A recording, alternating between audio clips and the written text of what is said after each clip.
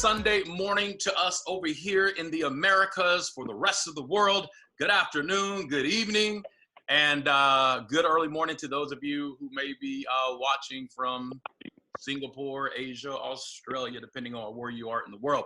I have the incredible, distinct honor and pleasure of interviewing somebody that I've known for about 19 years now. And I started this industry in the exact same company where he was a top money earner. And I was 25 years old. As a matter of fact, it was February the 11th of the year 2000. I joined the industry of multi-level marketing, network marketing, direct sales, whatever you want to call it. And at 25 years old, I was afraid to say the word network marketing. I was afraid to say the word multi-level marketing because I come from the insurance world. I was a licensed insurance agent. I am still today. But they taught me to run from things like this. They wanted to keep me captive under their umbrella so I wouldn't see things like this.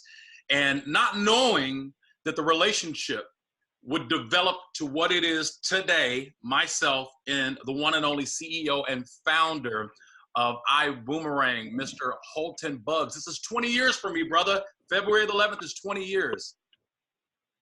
Wow. You know what? That's awesome. Congratulations on 20 years. You know, time goes extremely fast. And I remember hearing about this little young phenom. They were saying this young guy who got into the business made $100 grand in his first, 90 days or something like that, 120 grand, something like that.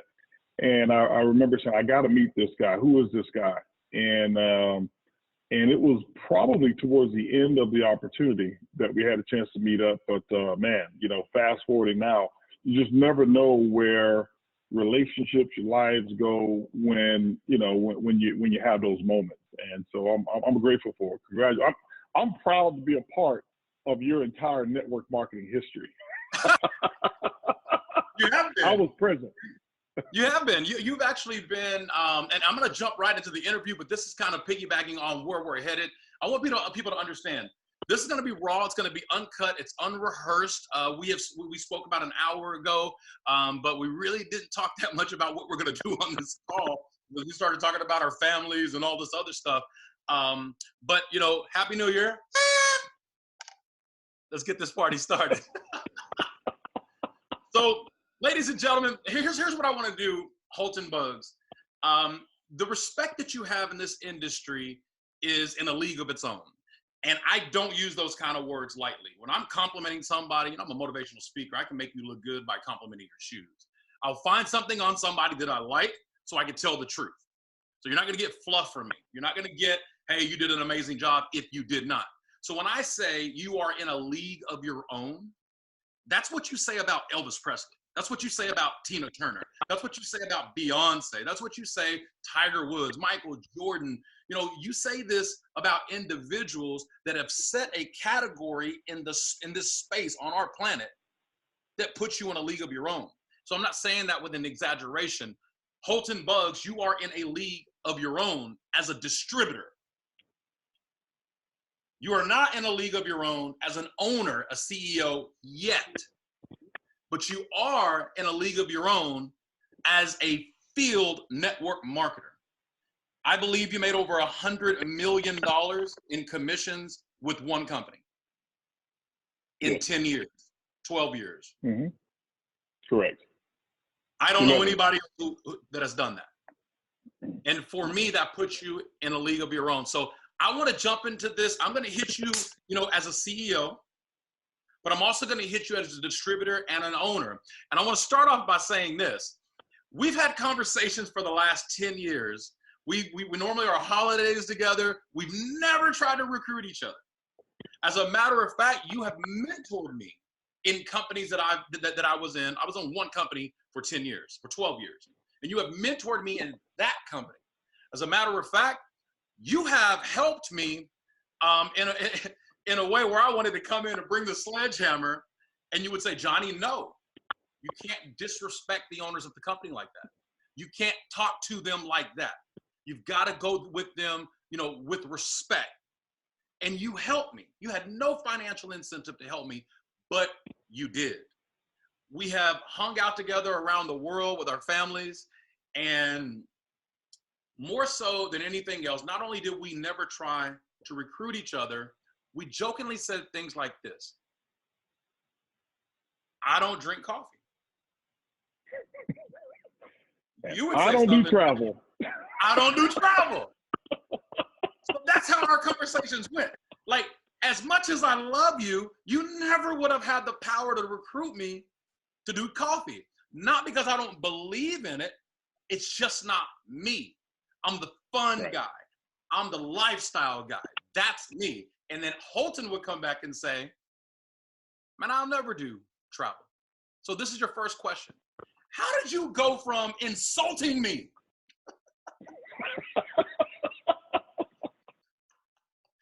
I mean, jokingly, and then this is for everybody. We have people who are watching this that are top earners in other companies. So this is not to entice anybody to join iBuumerang or leave your company.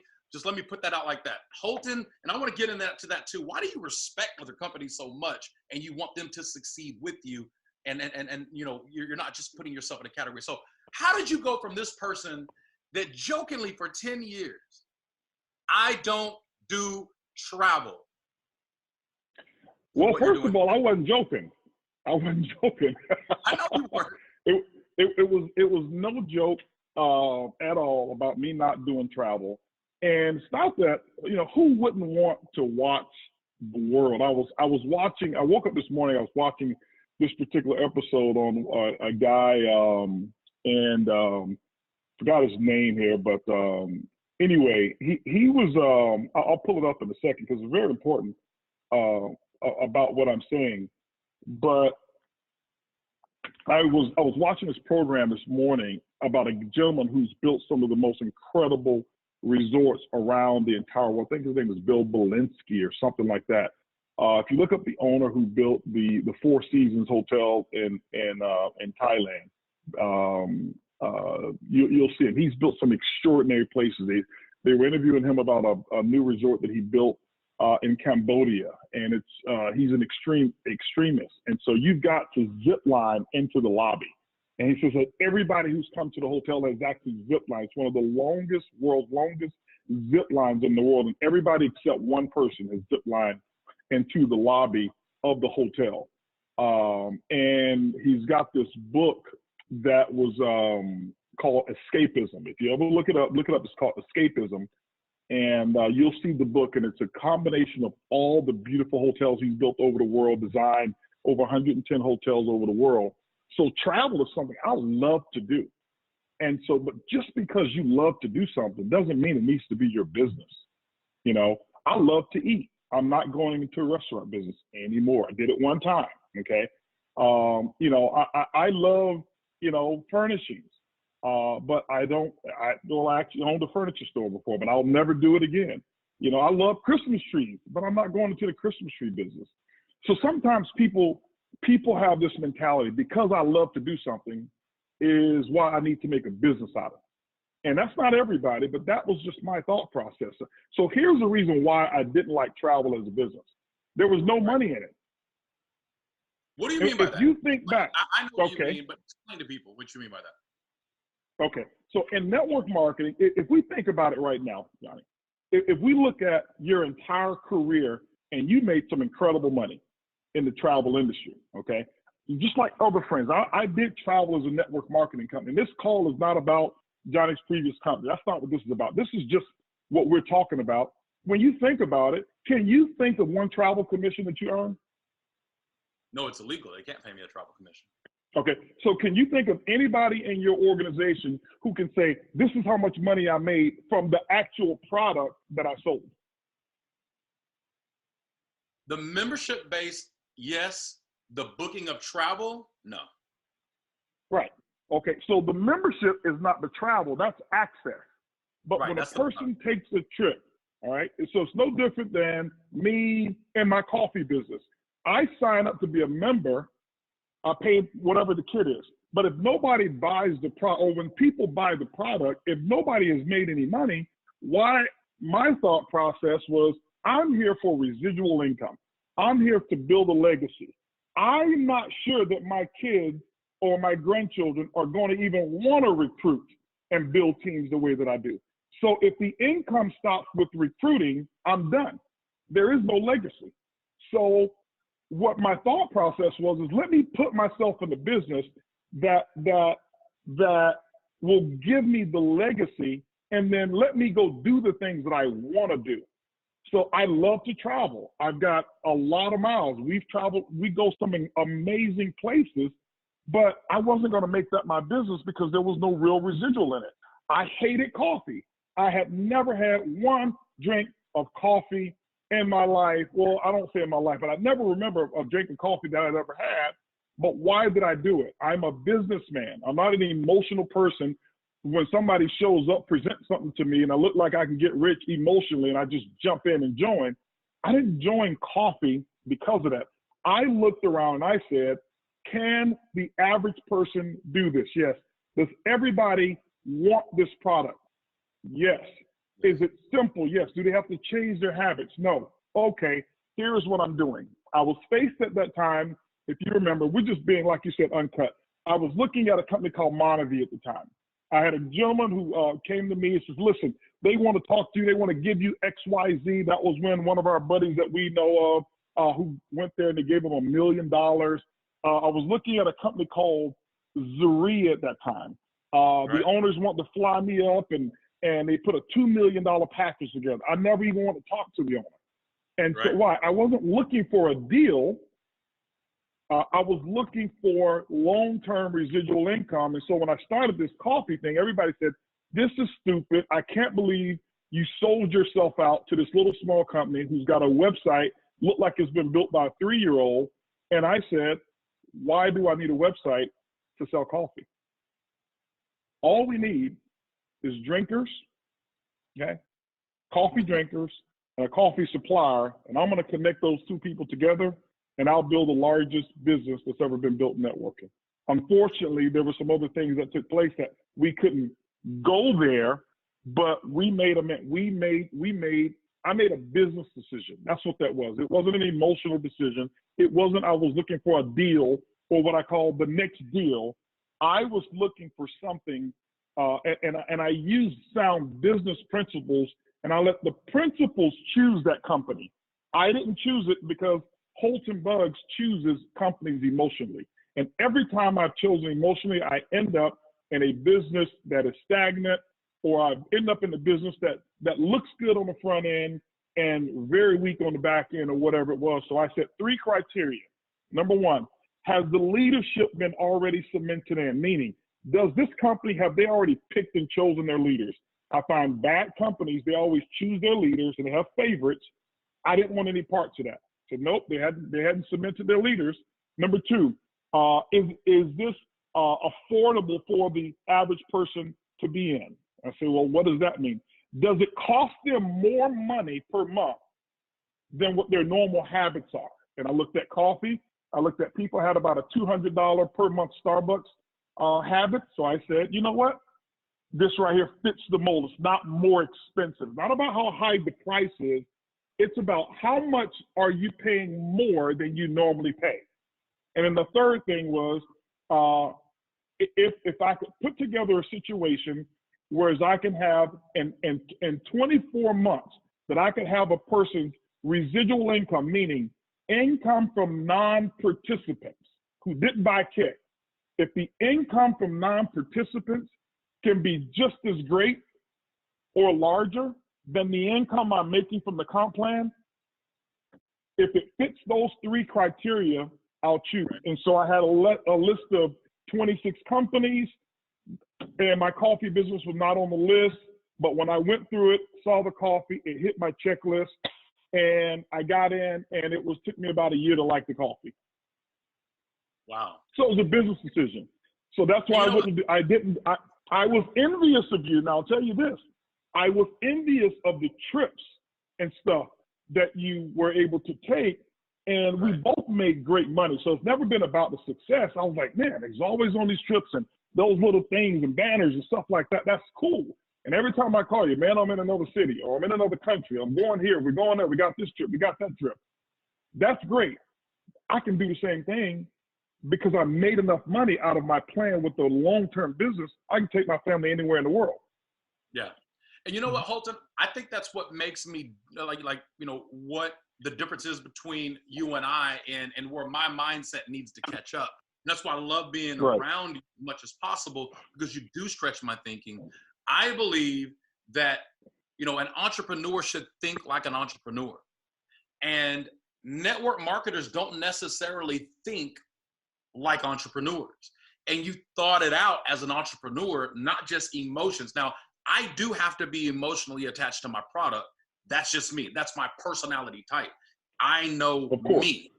So as I'm watching and I'm learning, I'm looking for from a distance. I'm so glad that the path and the journey that we are on together right now. But I want to kind of, transition from, okay, you went from, you won't do travel. And the number one reason had nothing to do with you. It had something to do with the fact that, I look at myself. I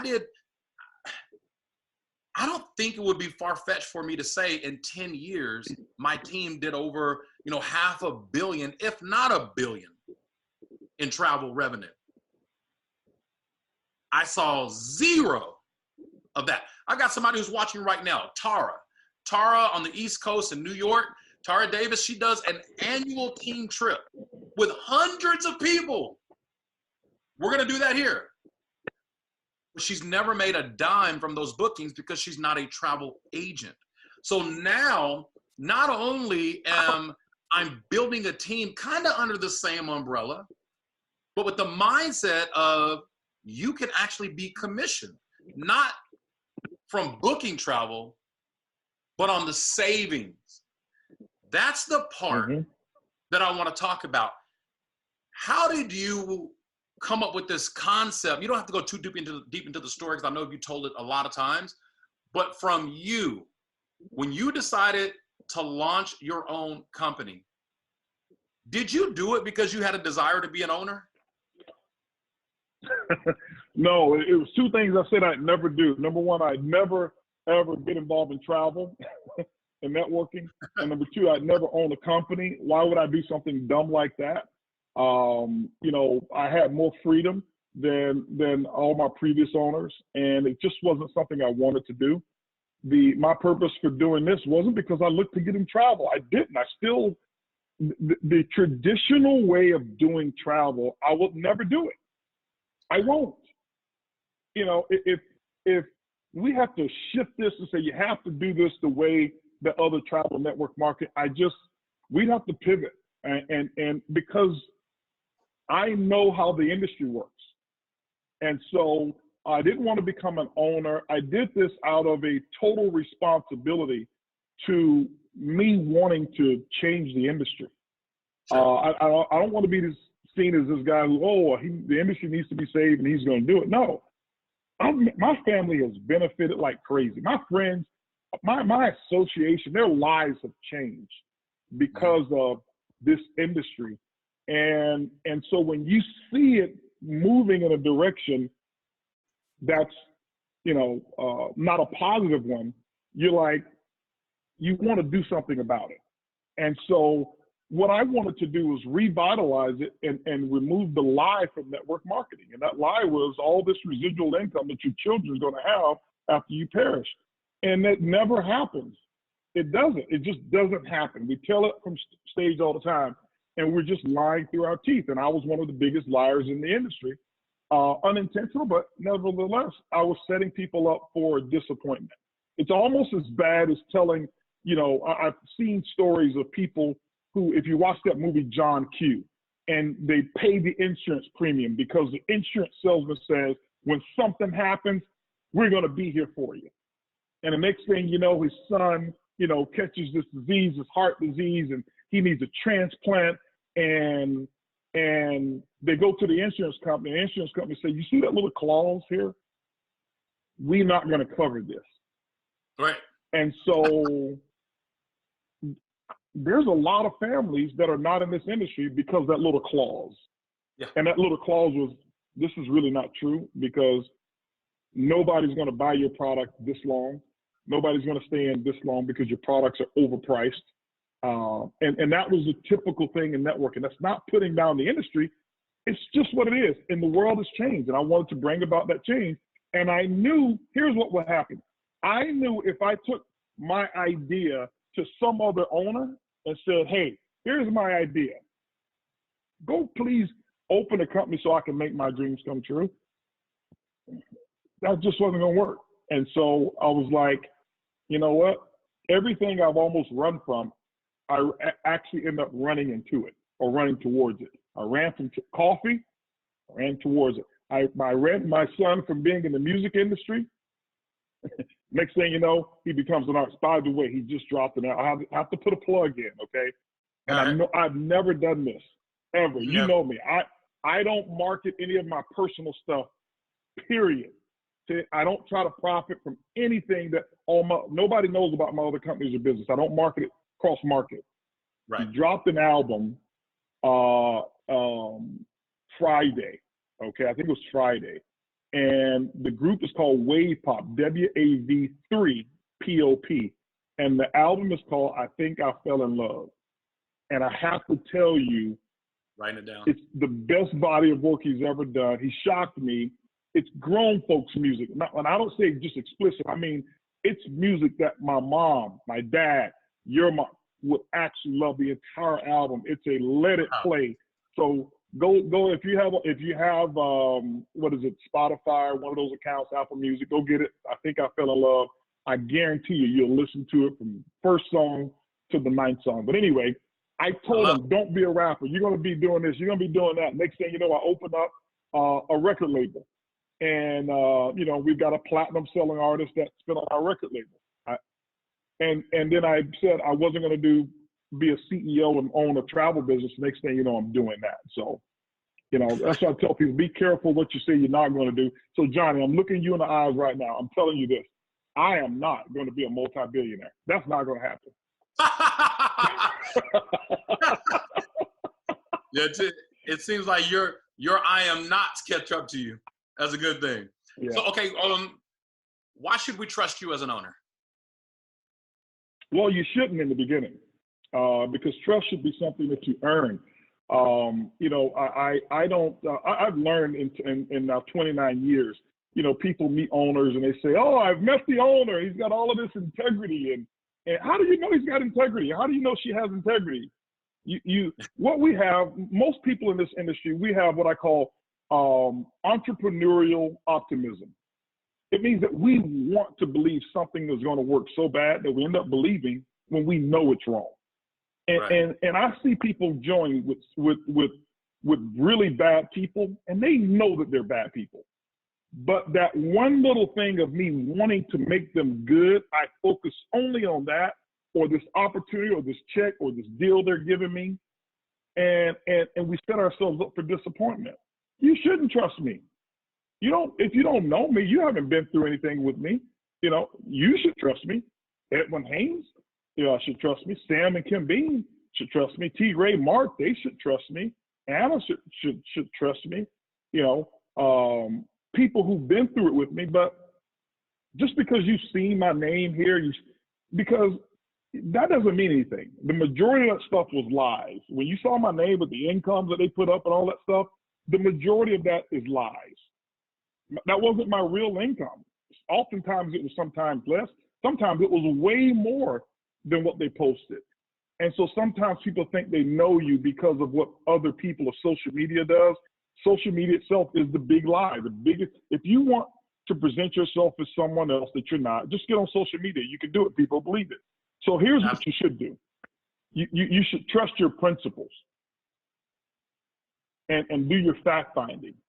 And that's what I did when I started, when I even started my last coffee company. I said, I didn't trust me. So I said, if I choose a company, I know it's going to be emotional. So I let principles choose. And so if you're looking at iBuumerang, what are your principles? What do you stand for? What's important to you? And then look and say, does this company or does Holton measure up to those standards of leadership that I'm looking for? And then you say, okay, I'll trust the process. And you're not going to, you shouldn't have real trust for me until we go through something and I show you that I was exactly who I said that I was. I love that. But until we go through something, Yeah. Yeah. Yeah, Until I we love go that through about something, you. you don't trust me. And I've seen you have that mindset and mentality for well over a decade. That's not a new mindset for you.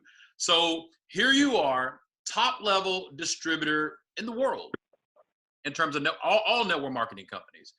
I saw you as a distributor in the compensation plan, make over $1 million a month. For me, it seemed like I watched you do that for years. I really don't know how many years you did it, but it felt like a very long time that you were making over $1 million a month as a distributor. That's more money than most owners make.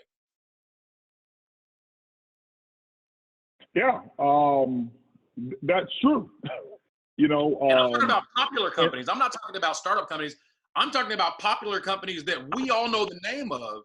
A lot of those owners aren't profiting $1 million a month, and you did that as a distributor. do you see why I didn't want to be an owner? Yeah, no employees, nothing, right? So this is the part that gets me excited. As a distributor, you hit the top. As an owner, I know you want to hit the top. I know your personality type, but what is your vision for individuals outdoing you as a distributor? Well, that's one of the reasons I created the comp plan that we have.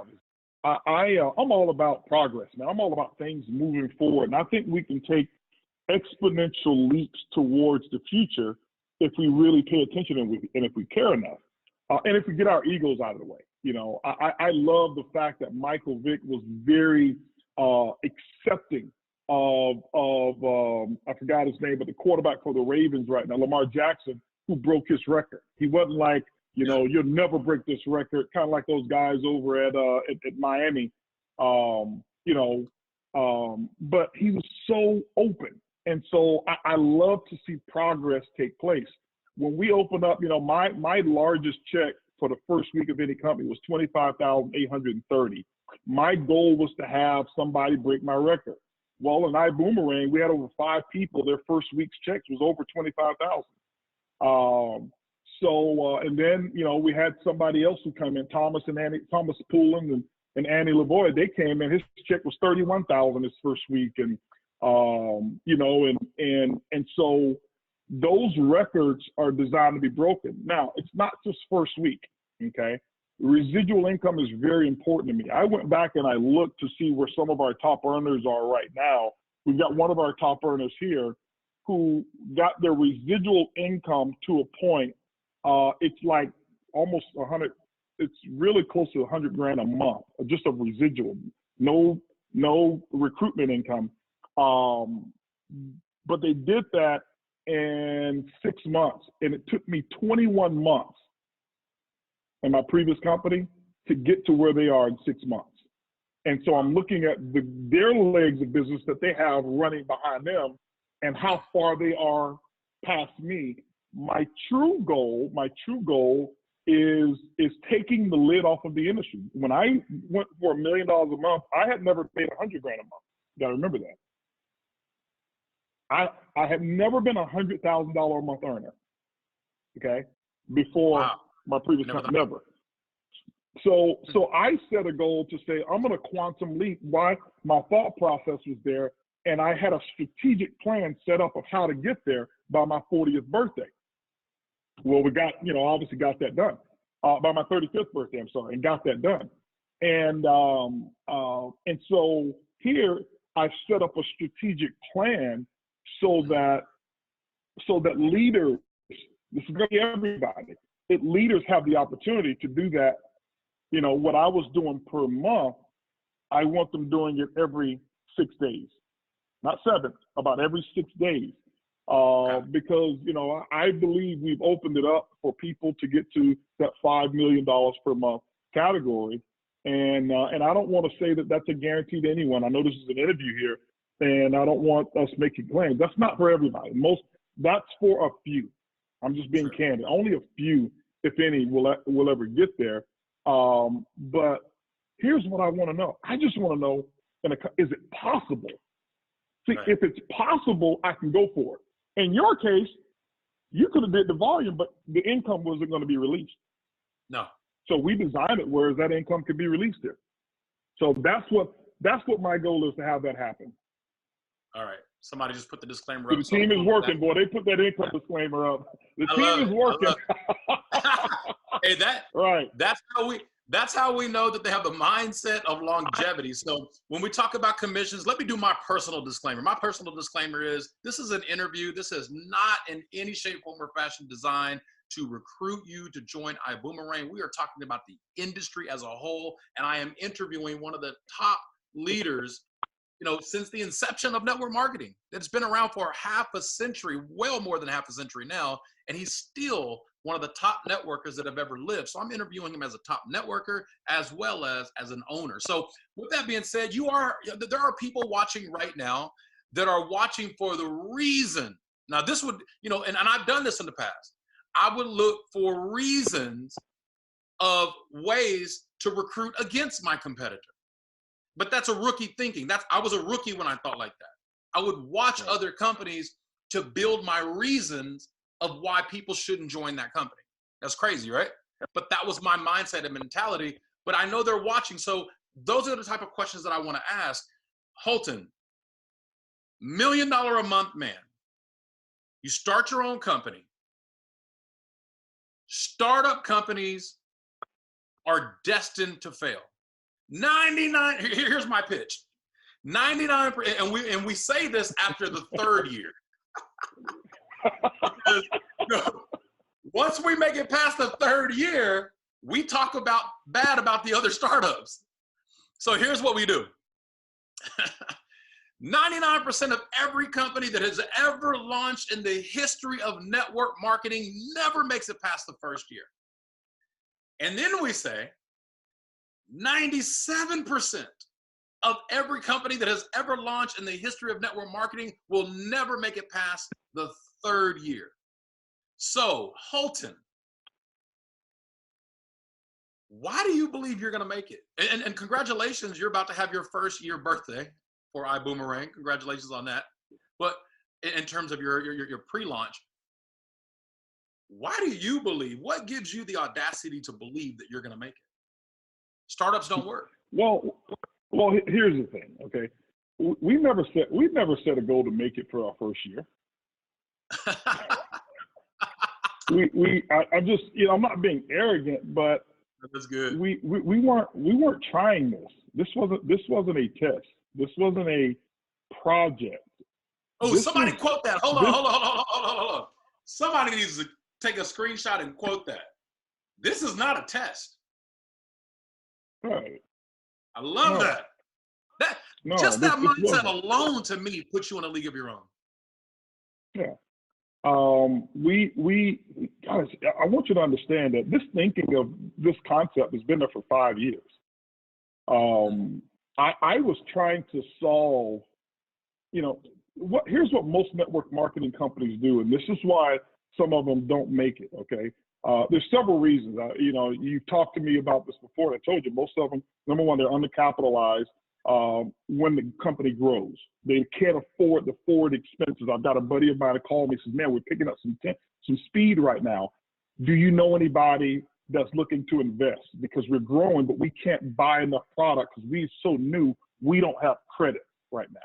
Right. And it's hurting them as a company. If they stay slow, they'd be okay. All right. But it's the growth that hurts a company, not lack of growth.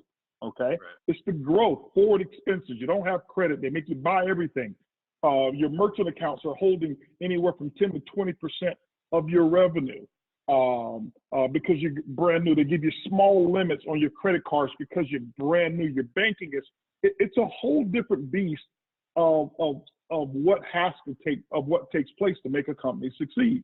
But the other thing, let's talk about the idea just from the inception. Here's what happens. Most companies, when they start off with the solution. Mm-hmm. I didn't want to start with the solution. I want to start with the problem. What do I mean? I've seen companies who started and somebody came and brought them this product and they thought it was a great product and they says, you know what, this is a great product. This could do well in network marketing. They were never looking for that product. but somebody brought it to them and said, hey, listen, try this or try this chapstick to make your lips pump up perkier, whatever it is, right? This could sell in network marketing. And so they come out with a solution. And then here's what we do. I've done it. We go and look for people and convince them that they have the problem. And so we do it in reverse. We said, you know what? Here's my solution. Nobody's ever heard of this product before. Nobody's ever heard of this, whatever. And now let me go find people and convince them, here's what your problem is. Look, you are overweight. You don't have good health. You don't have this. You don't have that. You don't have all of these things. But I've got the solution that if you take my potion or whatever it is, and I'm not putting those things down, it's the mindset of the owners. That if you take my potion, then it'll solve the problem that you never knew that you had. I've done that. And I'm like, that's backwards. I started with, the problem instead of the solution. What's really the problem? The problem is our industry is plagued with over-exaggeration. Our industry is plagued with not keeping promises. Our industry is plagued with overpriced products. And I don't want to say overpriced because of greed. It's overpriced now because the world has changed. Let me give you an example of what I mean. If I can go to Amazon and buy the exact same product for 70% less, no matter how good my company's owner is, that's overpriced. And it's going to, at some point in time, the marketplace is going to meet my opportunity with mad resistance. And I'm going to lose a customer base, okay? So overpricing was a major issue. The concept of having customers on an auto ship is antiquated. It's old, it's outdated. The new modern world is saying, auto ship for customer? Why? So, because if I can be on Amazon Prime and make that my auto ship for $10 extra per month, have access to all of their movies, and then when a product comes out, get it shipped to me for free, 70% cheaper than what your network marketing company is going to sell it to me for, network marketing is behind times. So here are these problems that I saw. I saw a market plagued with no real customers. Nobody was gathering real customers, no customer data. Here's the problem. So I'm looking around, instead of finding all of these pseudo solutions, I'm looking and identifying my whole industry has a problem. I know it. I know this industry inside out. Let me fix that. And so now I came out with the solution, and the solution was a company and a concept and new thinking, not a new product. It's a new way to do network marketing was our solution. And so that was why travel became a part of it. And I'll give you some of our stats a little bit later on, but that's why travel became a part of it, not because I was looking for travel. Travel and our technology and the way that we're doing it, it was like, okay, if I put this together and I use this level of thinking to do it from a consumer acquisition point, I can win. And I can eliminate what the majority of people are struggling with in network marketing. I can eliminate all of those things. And now people can have a real true business. They don't have to recruit one person to make real money over here. They can give away something for free. We just got this month's travel savings bonuses in. And so people were laughing at our first one when we start talking about some of them were $5 and $20 and $30. And, we maybe have one at $100, $200. That was like this is brand new. Well, now they're not laughing now. We've had some that were one of our $1,600. He didn't sell anything, nothing. He gave somebody a free technology. That customer is not on auto ship at all. That person never has a monthly expense. That person used the free technology. They saved $3,200. He got a check for $1,600, and the other 1,600 was converted into about 2,000 BV that flows up, and now you've got at least 7 people that's going to get paid on 2,000 BV from something that costs nothing. It's different. It's a whole different concept. So we just started different. That don't make us better. It's just we're just different. That's why our hashtag is just different. You know, I still want the other companies to exist. Why? I take network marketing product vitamins. I do. I use network marketing cleaning products. I am an ambassador for this industry. I want the industry to grow. But here's what I learned. I can buy and consume those products, but I don't have to sell them, promising my family that they're going to have a legacy of income. I love that. I just thought about something while you were talking. The biggest obstacle that I would have to do to suggest that people join me and iBuumerang, especially if they're industry leaders or they have industry experience from other companies, is, you know, well, Holton really doesn't have experience, you know, owning a company. And while you were talking, I'm literally thinking to myself, you may actually be the most experienced startup owner I've ever met. Not just experience in building internationally on a global scale, but the revenue that you have created should be your experience. Your previous company, you actually helped design that comp plan. So in terms of experience as a startup owner, somebody's watching right now. What security can you give them of why they should follow you as a startup owner?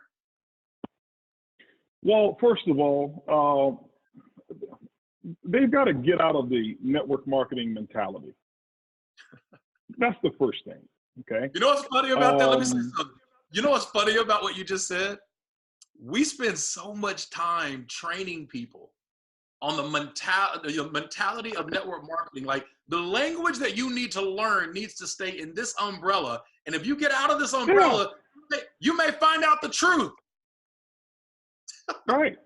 Well, dude, name a company that Mark Zuckerberg succeeded owning before Facebook.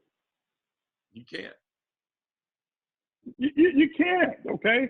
You know, I can go through owner after owner after owner after owner after owner after owner after owner. So, and here's the thing. I can find you owners who've owned several network marketing companies, and all of them have failed. So it's not about you gotta have experience owning a network marketing company. Well, what if when you graduated from college, they took you have to have experience as an engineer to be an engineer? Well, how am I going to get experience if I can't start with something? Well, I'm sorry, you got to have experience. You know, It was almost like our rideshare company. I'll tell you this: in the rideshare industry, which is difficult. I hope you get to that. It's a beast. It's great. It's a beast. But to get insurance, you know what they tell you? You've got to have drivers on the road and have a history before we insure you. But in order to put drivers on the road, you got to have insurance.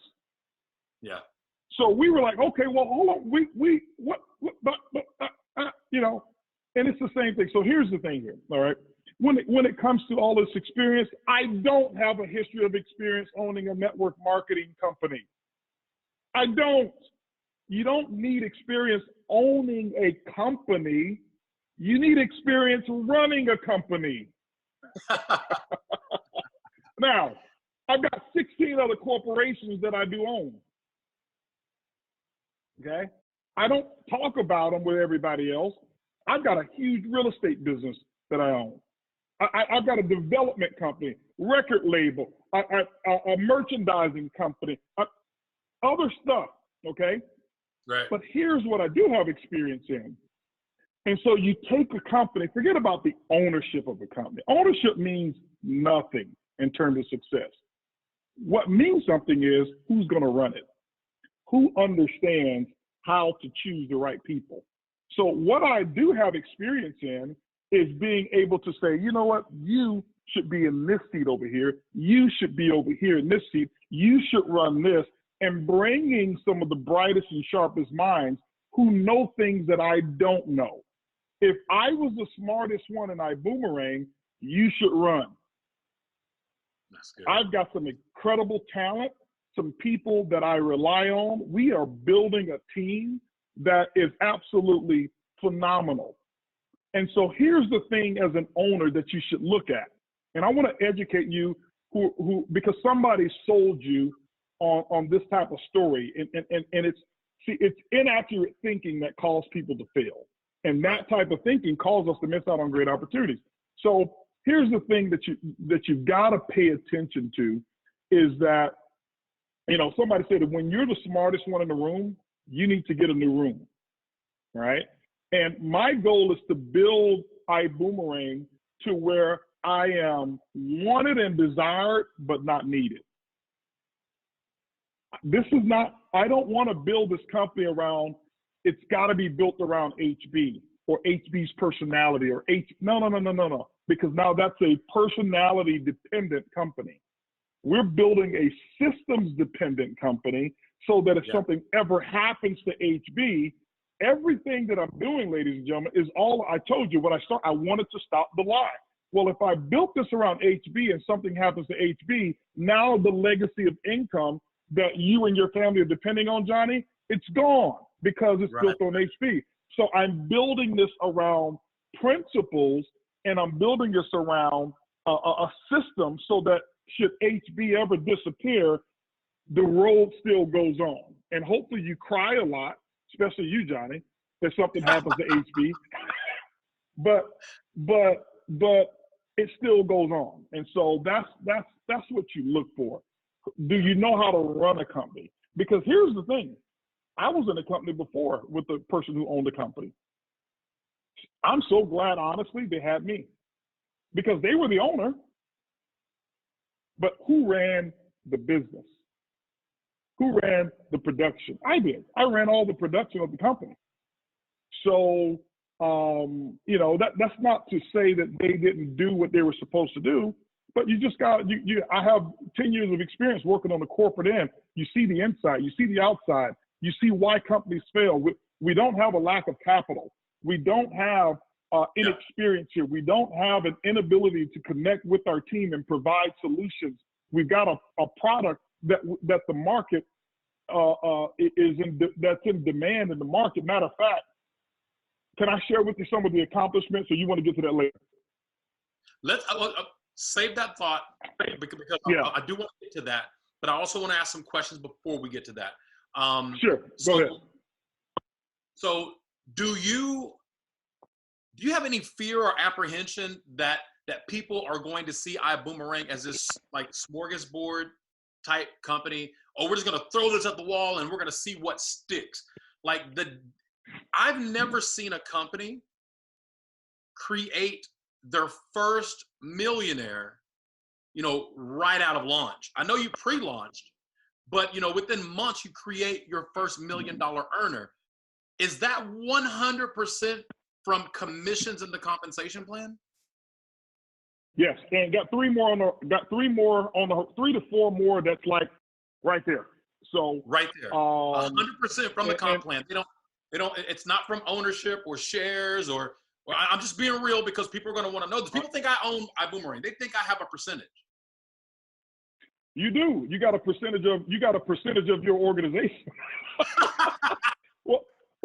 So here's the thing, guys. I want to let's like you said, this is uncut and raw. Okay, I've never accepted a deal in a company. Never. Repeat that real quick. No, not one company can say we paid HB to come here. Ever. Historically, as a rep, is that what you're saying? Not okay. Historically, as a rep, never, ever. Here's what I did do. I'll never forget. I was in a travel company, YTV. When I went to YTV, I did strike a deal. Mm-hmm. Here's the deal that I put together. And you can call Coach up right now, Coach Tomer or Scott, and say, hey, listen, what was the deal you gave HB?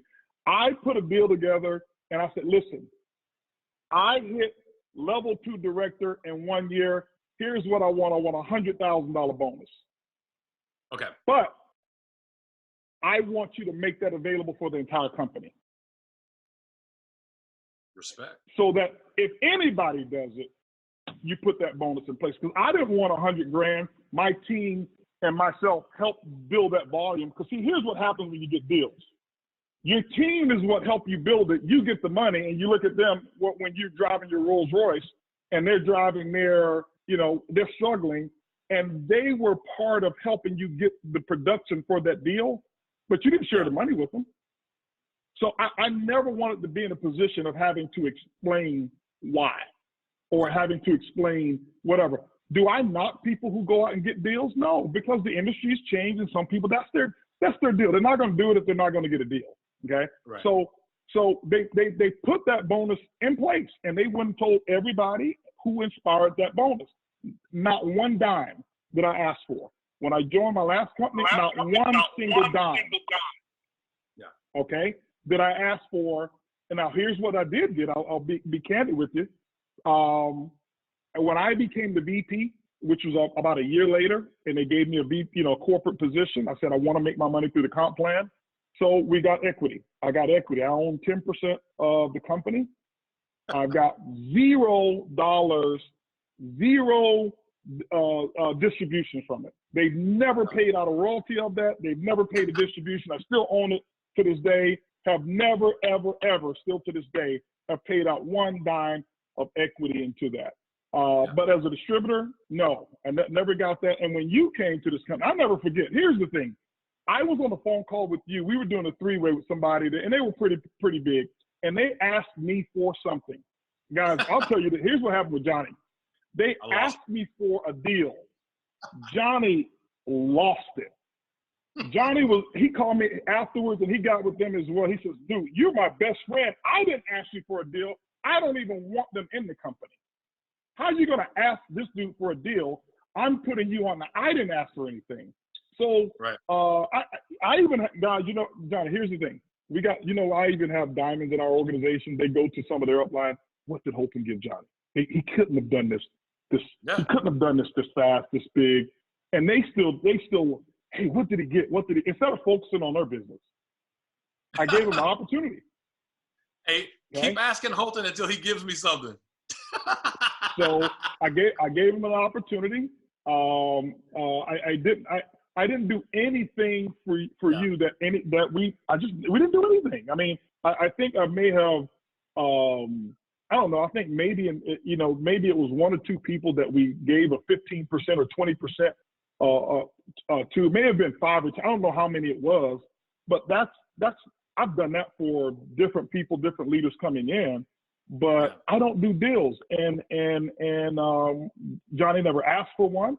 Jix never asked for one. None of your other leaders asked for one. But I told you guys, we'll get together and the deal is our comp plan. Right. That's the deal, the opportunity in the comp plan.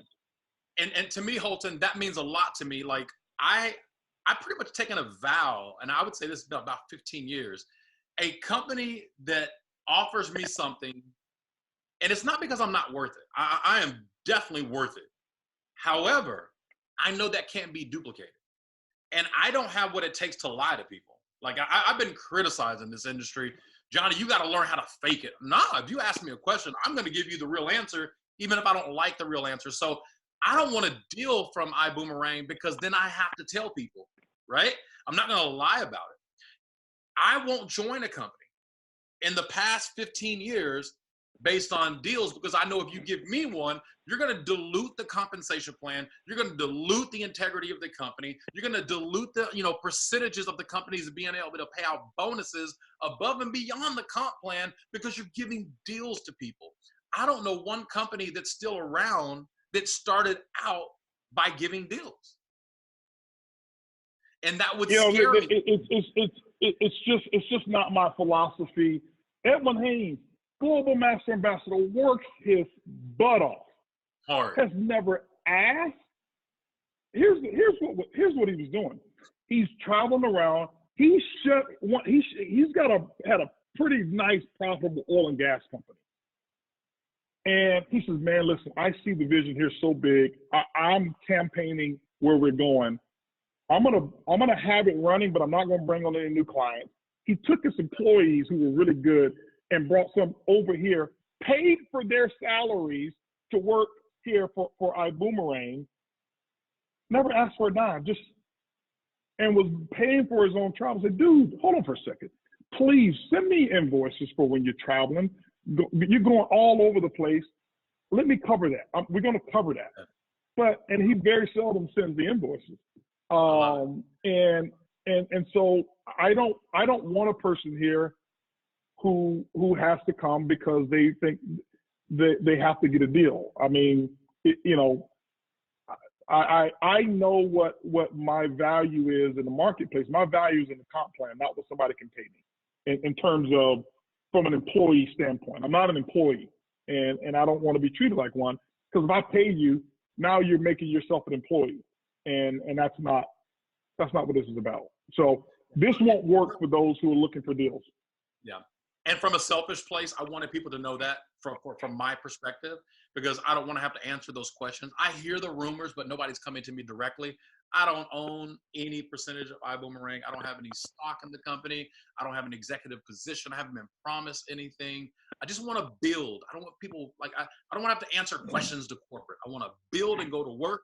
And if I have ownership, I got to answer questions. I don't want to do that. And I want to let you know this here, because I see a lot of people who posted some crazy stuff about Holton's got business partners who was in other travel. iBuumerang is owned 100% by me.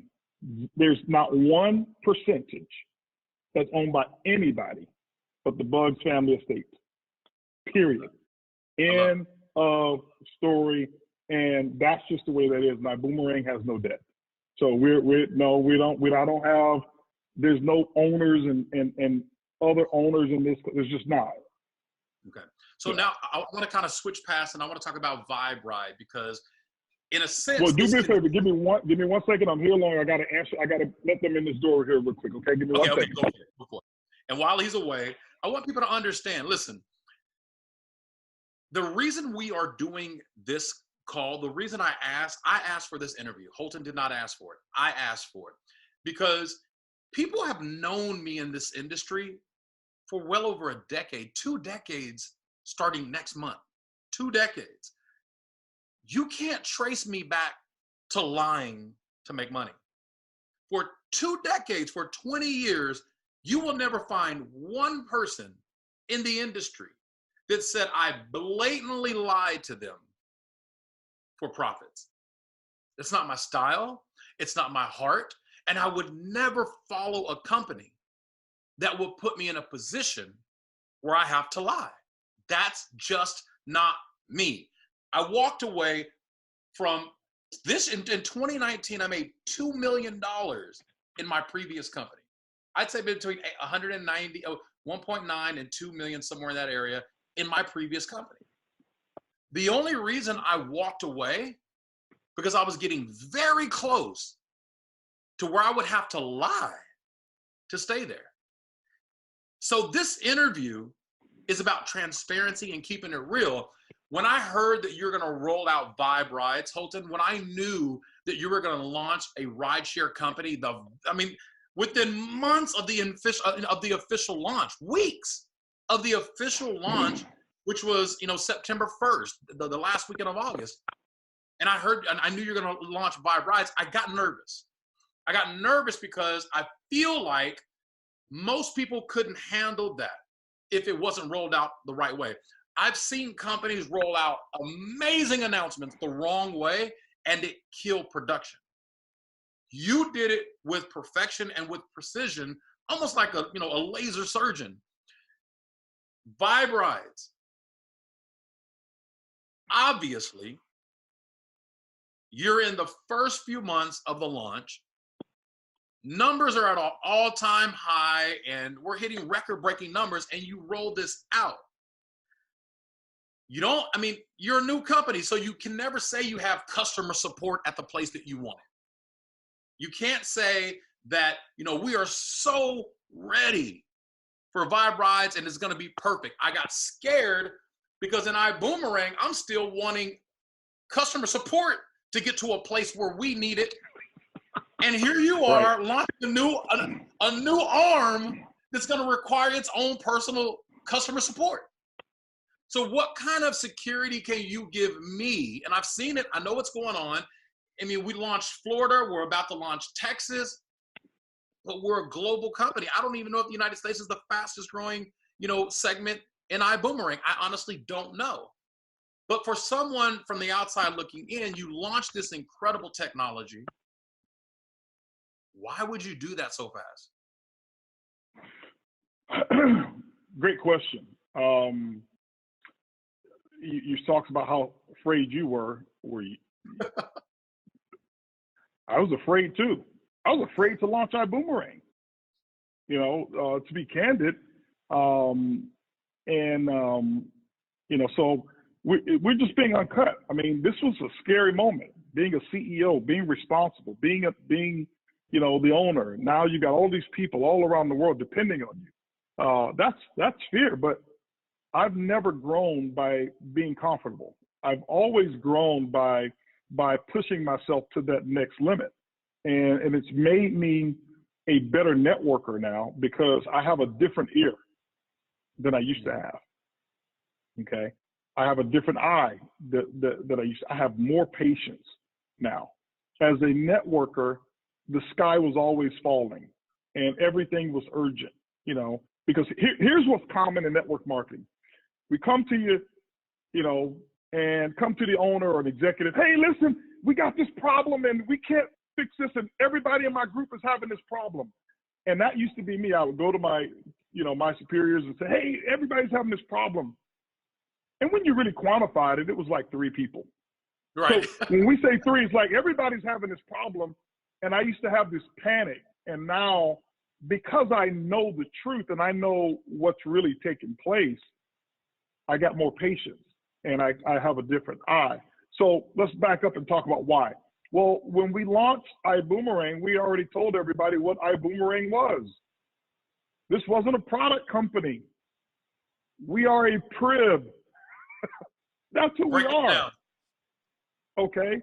PRIB, Perpetual Residual Income Builder. So I hope we have the slide of our PRIB here that they can put up on the screen. And so that's what we are. That's why we're so different. Everybody thought we were launching. For me to understand, as they're pulling this up, the PRIB, P-R-I-B, when I understood this is when I knew I was going to go to work. If you remember, I'm one of the first people to join the company. Right. Secretly. You were the second. You after Ed. You were the. It was you, Sam Bean, and Ed, who was who got the trio. Yeah. So it was Ed, Sam Bean on the right, and you on the left. Yeah. So when I joined, I didn't join because I thought I was going to start building it this year. I joined that maybe, I'll start building it 2 or 3 years from now when it's in place. But when I saw the PRIB, when you broke the PRIB down to me, I kind of knew that I needed to start placing leaders in secretly, that I worked with from the past or people that I knew, or get them to you secretly, because I knew the PRIB was going to be the secret, and the PRIB would ultimately be the reason why I had to walk away from $180,000 a month, because you made me understand the PRIB, and the fear of loss was so incredible that $180,000 a month started looking like pennies to me. Yeah, exactly. So here's the cool thing here, all right? So let's talk about this PRIB here. We didn't launch a travel company, all right, guys? Travel is the front door to our business, and it always will be, because why? Travel is sexy. It's cool. I've always loved travel for travel, but not as the business that it used to be, okay? Of being I'm a referring travel agent. That's not the business that works, okay? The travel industry does not like network marketing, having these IATAN cards, and everybody gets a card and you get these discounts when you travel to these places, and you're supposed to refer travel. Nobody ever refers travel. So I didn't want to do that, but this PRIB was different. I said, the PRIB is going to be this hub, okay? I'm reading this book here, and I may be digressing, but it has everything to do with what we're talking about. I'm reading this book called Matchmakers, all right? And Matchmakers is really about multi-sided platforms. And these different types of businesses that are launching, your Ubers, your Airbnbs, your Open Tables, your all of these different companies that have multi-sided platforms, and it's different. This is a whole new industry. And so what we did in network marketing is we just network marketed a new concept of industry. Network marketing typically has only marketed single-sided platform companies. What is that? I buy a product, I look for a customer to sell it to. That's what we do, right? Even in travel. Well, I have access to a travel booking engine, I'm going to look for a customer to sell it to. That's network marketing. What we do, we're matchmakers. This is our company, guys. We're matchmakers. What is a matchmaker? What we do essentially is we are a hub. And what we do is we create an environment that is free to exist in this environment. And we put an opportunity here and we put a customer here. Both have value. The opportunity itself has value, and the customer base or the customers have value because we let them in for free. They don't pay for anything to be in this environment. And so when you take a look at it, the customers are now identifying, okay, travel. I can save money on my travel for real. And they actually use it. I'll give you some statistics in a moment. Well, hey, hold on one second. Go ahead. I want you to take your time on this particular visual that people are looking at. I'm going to stop my video real quick. I got to do something, but I want you to take your time. I'll break this down. Have fun with this. And again, the PRIB is the reason. When I understood this, and I really want you to break it down, and I have 3 hard questions for you after, and then I want you to ask me 3 hard questions. All right? Gotcha. But this right here is the reason. Holton Bugs is not the reason I walked away from $2 million a year. I'm just being honest. You're not the reason. If that were the reason, I would have followed you in coffee when you were making $1.4 million a month and I was making $70,000 a month. I would have, if it was about money, I would have followed you way back then. What he's about to break down is why I walked away from $2 million a year. This is why. Yeah. So now you see there's the biggest circle that we have on the screen is the PRIB, okay? The PRIB is that perpetual residual income builder that has a combination of data analytics, okay, artificial intelligence, and an exemplary customer support service. Now, you heard Johnny. On a scale of 1 to 10, where would I rate our customer service right now as a company? Not our customer service agents. Our customer service agents, they're incredible. I love them. They work hard. They're working on weekends. But our whole process on a scale of 1 to 10 is about a 3.5 now. It used to be a 3, 3.5. We're getting better every week now, and I'll explain how that's going to work. Now, so that's what the PRIB is all about. It's about being able to provide for ambassadors or distributors who previously been in network marketing, who couldn't do certain things. If you can't present for yourself, well, guess what? You're at a loss. Well, we do that for you. We've got the most incredible, Johnny, you used our presentation tool. How many presentations have you, Johnny Wimbrey, the great motivational speaker, how many presentations have you given? Good question. Somebody has to give me access to turn my video back on. But I've done 0 PowerPoint presentations. I have used, I decide 100%, 72 personals. This month, my goal is to hit 100 personals. And thus far, I've done 0 presentations. Okay, so that means it's working, okay? It's working. So now that means that the person who's afraid of presenting and don't like talking to people, they can utilize that as well. It's a skill that you've got to use to be able to set up your conversation with the person. You don't just spam everybody and these people join. You've got to have a relationship, and you still have to make sure that you qualify them. So we do that. Following up, that's the next step that we've done now. We follow up and follow through with every ambassador that you bring in. Why? Because that's the problem. Remember we talked about the problem? People don't know how to do it, and people don't do it. So we put together 10 videos that when a person joins, they're going to get these 10 videos. We want it, whereas nobody needs you, Johnny, as a sponsor. Yeah. That if a person quits the business, so what? You've got the Prib. The Prib becomes your sponsor, okay? Yeah. So all of these personal dependencies that we have in network marketing, it's a thing of the past. It's old. It keeps companies small. So we've got that. Now, let me get into the product engine of what the Prib does. It does a lot of other things that this Prib is going to do, and it takes a lot of money and thought process and time to put all of this together. Travel, can I just say something real quick? Go ahead. I'm sorry. When you blow my mind, man, I just can't. I can't sit still. For 20 years, I've been doing this industry. 20 years I've been in the multi-level marketing. I've never heard anything like what you just said in my life when it comes to the Prib becomes your personal sponsor. Slow down and digest what he just said. That is how Uber thought. That's how Amazon thought. Online becomes your store. You know, you have regular people, you don't have to buy a car ever again, but we'll be your vehicle. Yeah.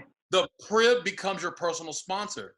That is a new way of thinking for it's a huge shift in an industry that has existed for, I would say, 70 years. 70 years. But here's the thing, Johnny. See, most people are, when you challenge what's current, it doesn't work. It'll never happen because they've never seen it. And they're supposed to think that way because they're not supposed to. I understand it, but I don't listen to it. So I remember a day when we said, well, I'll never have a robot in my house. Everybody carries a robot around. You say, right. What? Siri, could you find the closest restaurant to me? You'll say, hey, Google, play some this music. Or you'll say, hey, Alexa, do this. Well, when we do all, those are robots. And so my thought was bring those robotics into network marketing. You know, hey, Prib, can you explain to me what my monthly subscription is all about? And then you go there and it automatically does. It tells you everything exactly. It doesn't make a mistake whatsoever. It never will. It's programmed to remove human errors, not human touch. So what we leave is that your personal sponsor is designed for the emotional component of the culture, but the instructional component can come from the Prib. It's not going to make mistakes. It's no different than autonomous cars coming up. Autonomous cars, if autonomous cars were on the road today, we'd have 1 million more people living than we do now. So that way you'll be able to get in your car, enjoy your family, okay, and let the car do the driving. Why? The car would never take its two hands off the wheel. The car would never text message. The car will never take a call. The car will never not see what's in front, side, or in back. It will never make those mistakes. So what we're doing is putting all of that together so we can be in front. We know it's going to come with other companies, but when you take the lead and you become front runner, you build the most momentum who perfected the technology and the concept that second place is like, okay, it's like Uber. We're not going to be bigger than Uber. That's not our plan. But right. So that's the Prib. So the Prib allows that. Travel, why is travel important to us? Because of those commissions that I just told you about, those people, those customers join for free. If you notice, we said 300,000 customers. Check this out here. Check this out. Here's what I want to share with you. My team, they're incredible. Now, we're 8 months old, Johnny, actually 9 months old. Let me read some statistics to you. I love it. We booked 39,737 travel bookings. Wow. Hello. Find one other travel company. Oh, they put it up there for me. They just sent this to me. This is a year in our review. Here's my fourth part. So this is a 1 year review. Yeah, this is not even 1 year. Less than a year. Let's talk about this. 1 year. This is what I wanted to talk about. Let's go. All right. So 39,737 travel bookings, $11.2 million in travel bookings. Okay. 96, is that almost $1 million in travel savings.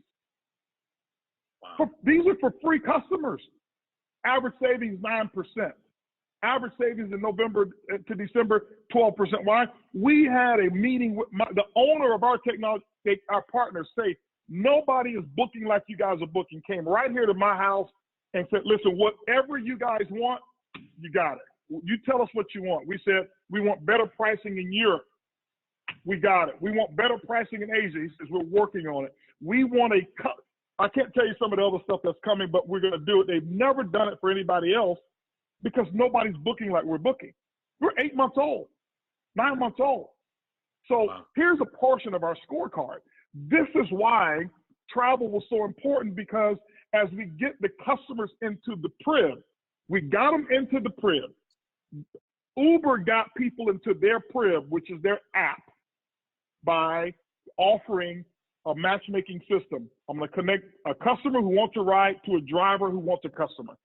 They don't provide the service. They don't provide the car. They just matchmake. This is what we do.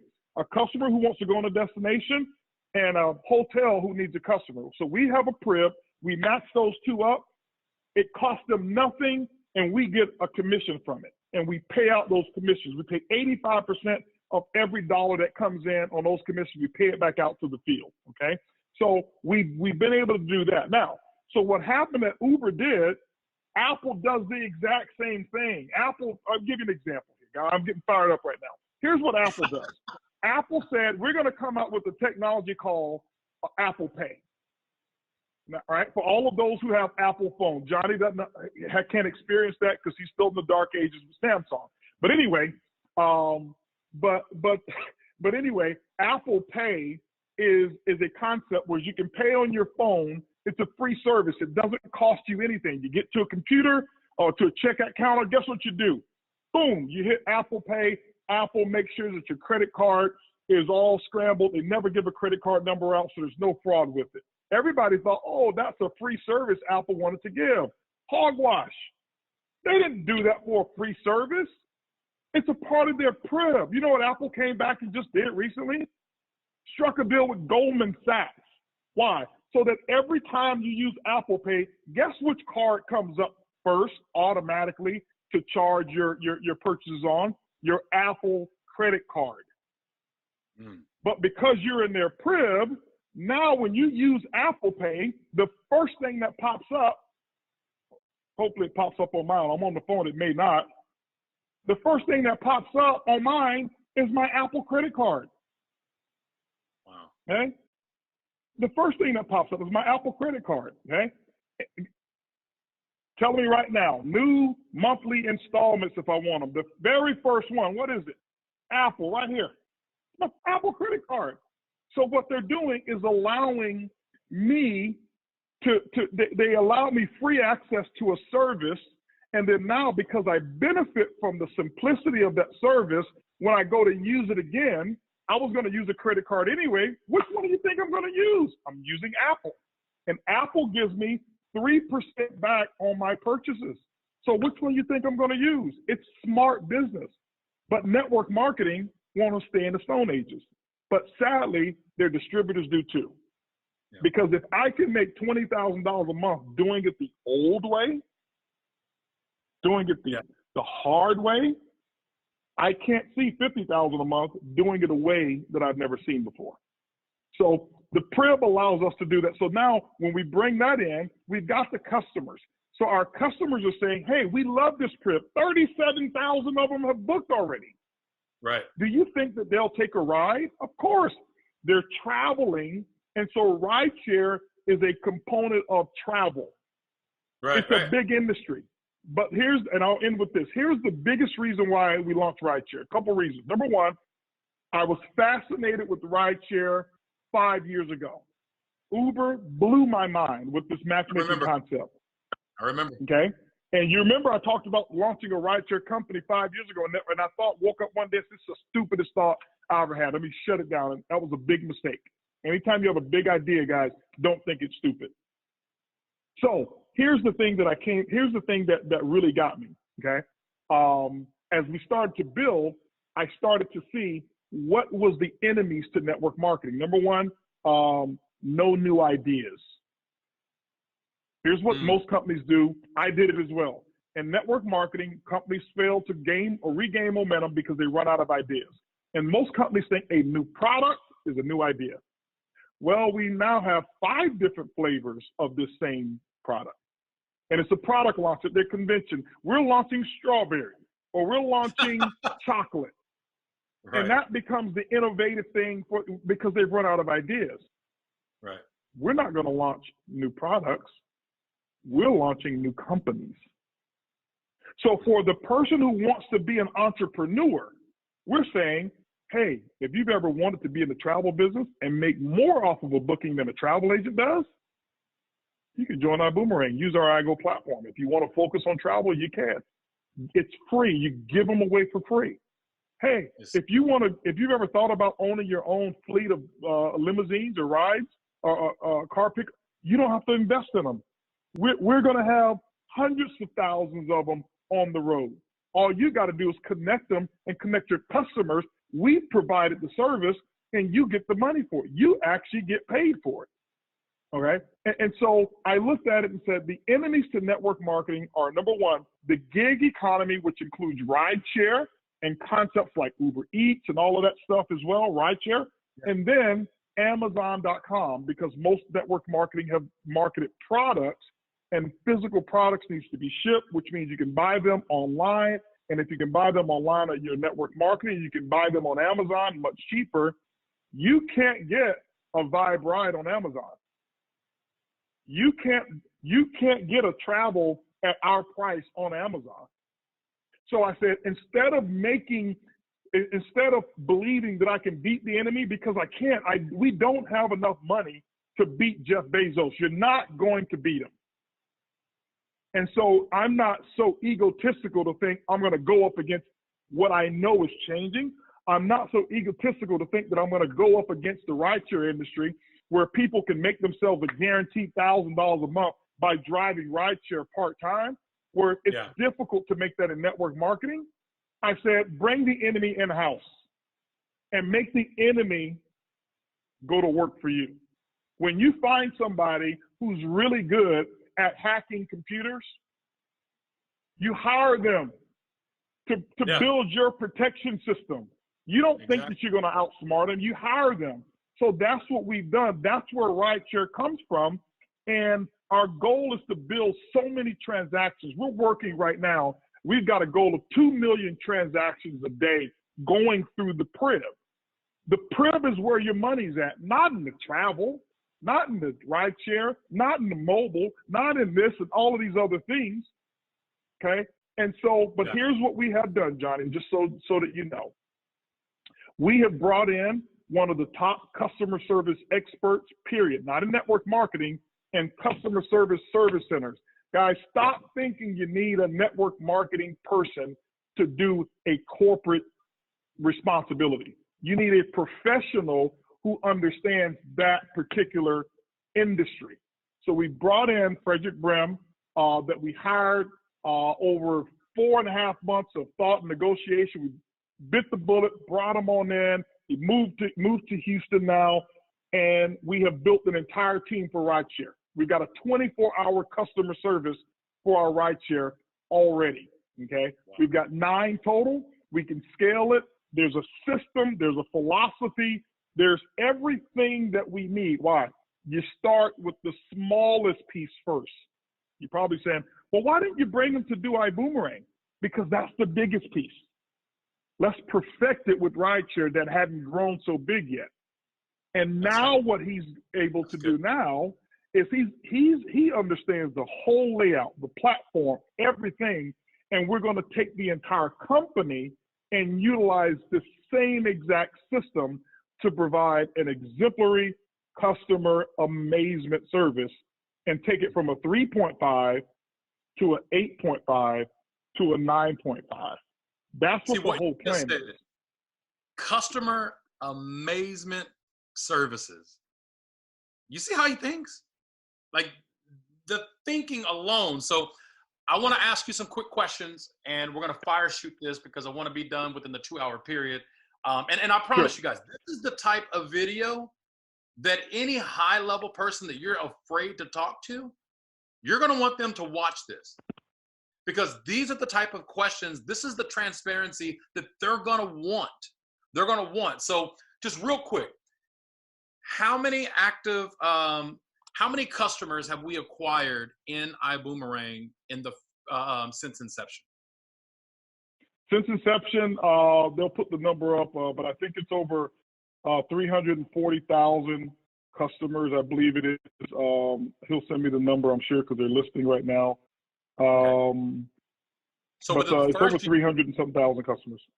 There it is, 330,000 customers to date in a startup company that's not supposed to make it, according to what we have said for the past 20 years. But what we fail to realize is every company that anybody's a part of at some point was a startup. 330,000 customers to date. How many ambassadors? Ambassadors, if you're watching this first time, these are representatives. These are direct salespeople. How many ambassadors? Okay, active They ambassadors. beat you to the punch. They beat you to it. Over 40,000 active ambassadors. 1 presidential diamond, 4 blue diamonds, 21 diamonds, 28 emeralds, 59 rubies, 221 sapphires. We're fully transparent over here. Fully transparent. Now, here's what I want them to put up for you as well, if they have it. Guys, if you have the sequence of our travel sales, of how they've started and where they are now, you know, every month, how our travel sales have gone up, this is what I want people to see, because we're 9 months here. This is growing exponentially. I've never seen a company, a startup company, if you will, show their numbers, you know, this close out of the gate. So what you're about to share with them, what you're about to show them, it looks like you're going to show the progression chart. Yeah, I want them to see it. I think we have a chart. We just use it internally. We don't put it out there. Here it is, right there. You can see this is not something that this is internal stuff here. This is scary. Look at March I can't believe doing this. Yeah, guys, it's growing. We're not playing around here. It's growing. This is the real deal of what we do in travel and the savings. Look at it. It's growing every month. The only month that didn't grow was December, which we know is not one of the biggest months, but it's still, this is the real deal. Johnny, can you imagine? You built the travel business for 9, 10 years, 11 years, whatever. Can you imagine starting like this in 8 months? Now, here's the cool thing. We don't lose customers. Have we lost reps? Yes, we're going to, and we will always. We always will. That's just what's going to happen, all right? And some of it is because we failed them. Some of it, I'll take responsibility. We have failed some of our reps, okay? And it breaks my heart even when I see one person, whether they got in at the bottom level, who gives up on us, and I feel responsible for it. Some of it is because, you know, their own reasons as well, but I take the responsibility for the majority of those people who said, I'm not going to be here anymore, or whatever.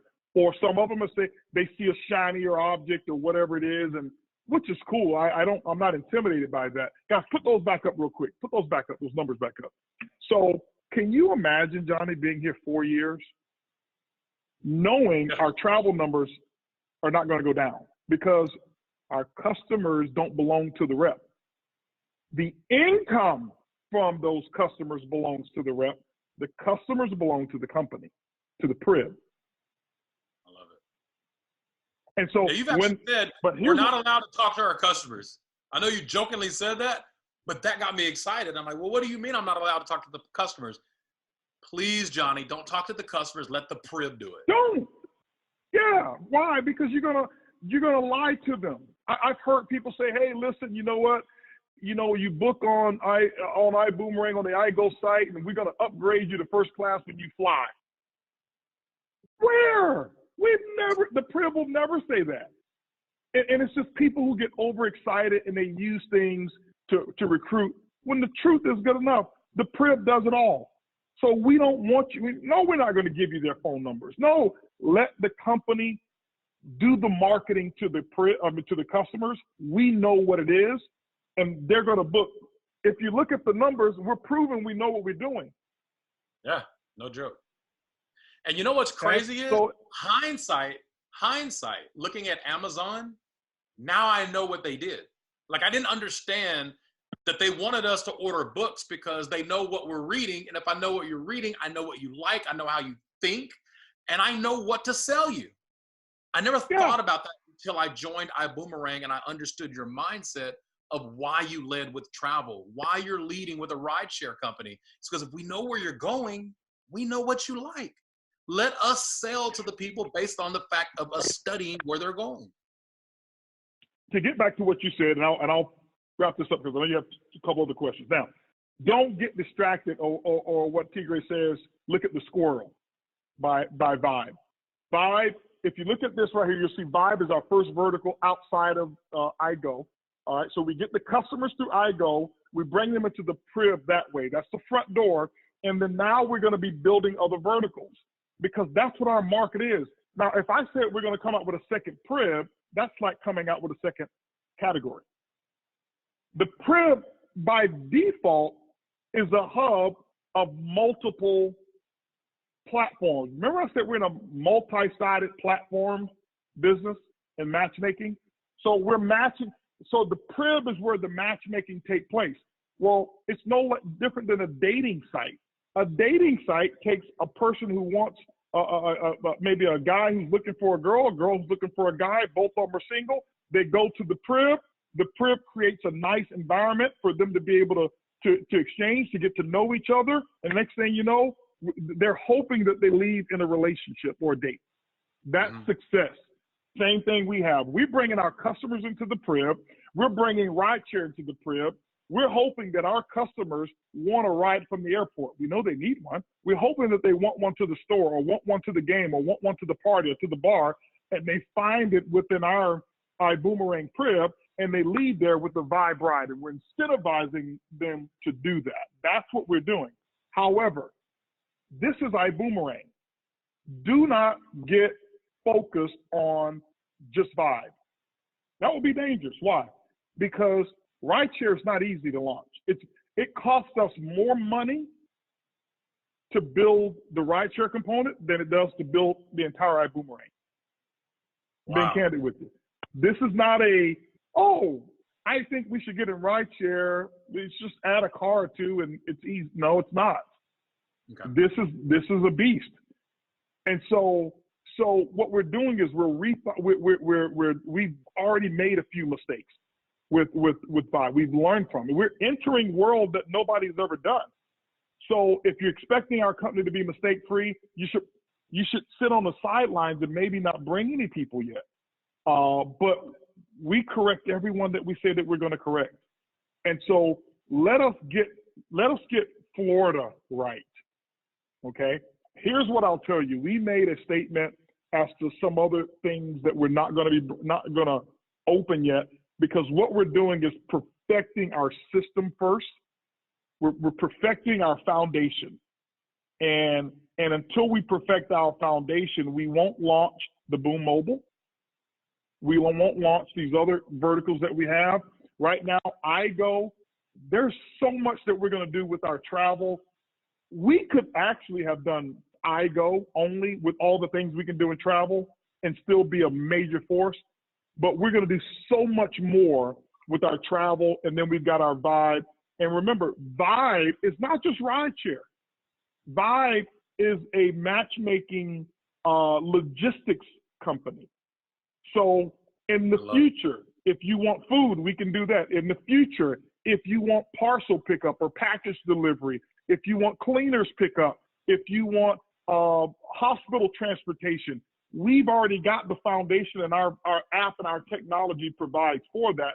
So we are able to launch multiple-sided platforms just within Vibe itself. That's why it was important to go ahead and start with Vibe now, because this is a fast-growing segment, and the majority of our transactions on a daily basis are going to come through Vibe, and it's going to set the world on fire, specifically those who have the patience to understand I am here in the beginning. The book I'm reading right now, Matchmakers, I looked at open table, the concept of when they take people who want a dining experience and they match them up with restaurants who have open tables.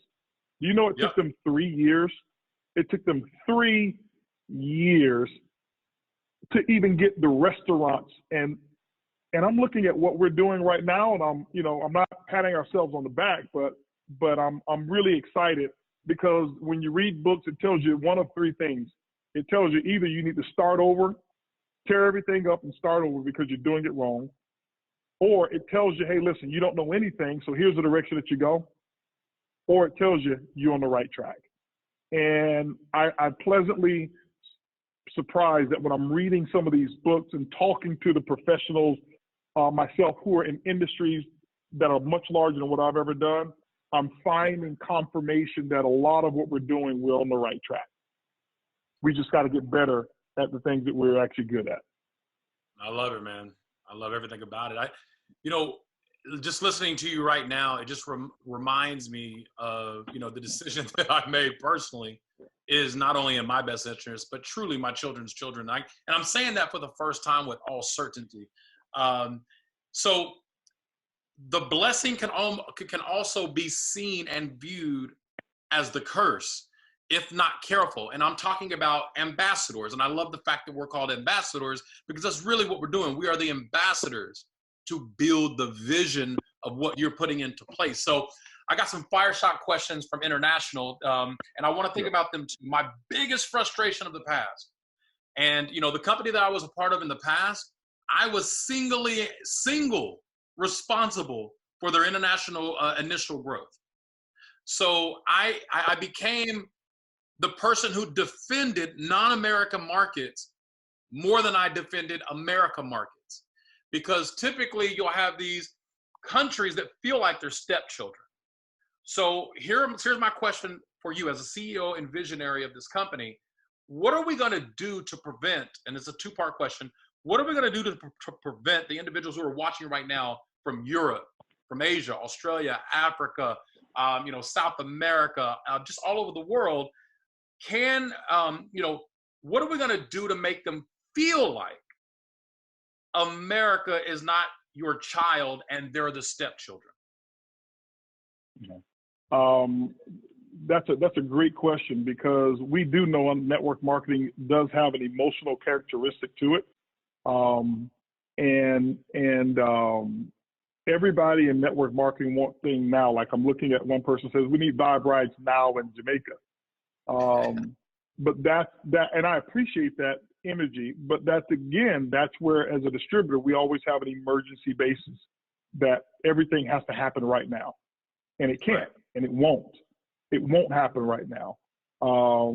Some markets may not get something for quite some time. I don't know yet. We don't know. I look at Uber has been around 10 years. Do you know they're only in 700 cities? I didn't know that. Yeah. Fastest growing company in the history of the world, only operate in 700 cities. So we do have something that they don't have. They have a lot that we don't have. Yeah. But when it comes to international, you live on the globe. The globe is our business, not America. Right. So what I don't like is, some of us, we tend to think in these small bubbles, and our small bubble is based off of comfort zone. I'm comfortable in Italy because that's where I live. Well, I'm an Italian. Well, you're more than just an Italian. First of all, you're an ambassador. You're a human being. You're an ambassador. You live on this earth. We have a global business. So just because I live in Houston, do you know I've done more meetings outside of the United States than I've done in the United States? Me too. Okay. So I do more conference calls in other countries than I do in the U.S. I don't look at, do we have some fast growing markets? Yeah, they just sent me our top markets. I'll give you these.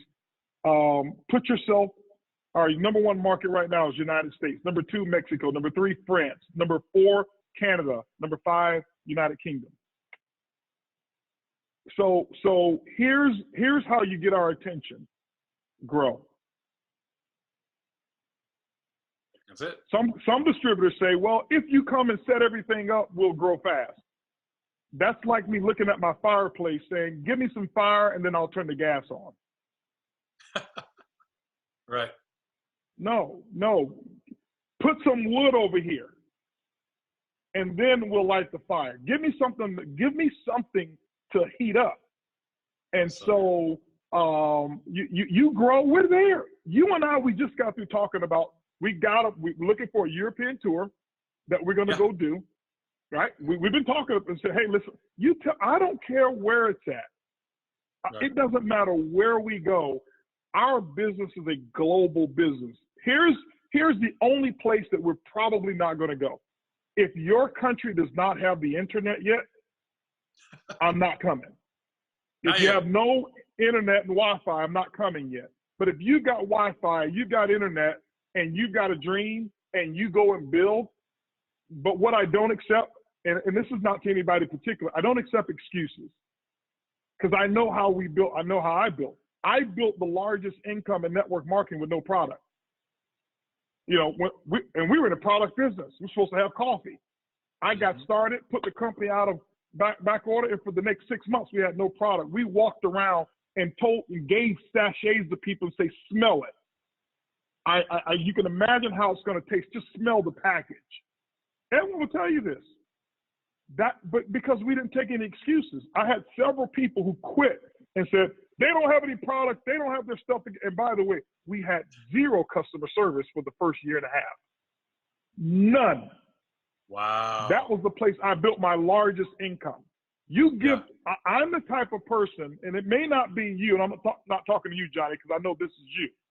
No, I love it. I'm the type of person, I look for the problem. Give me the big problem to solve because I know a big payday is going to come.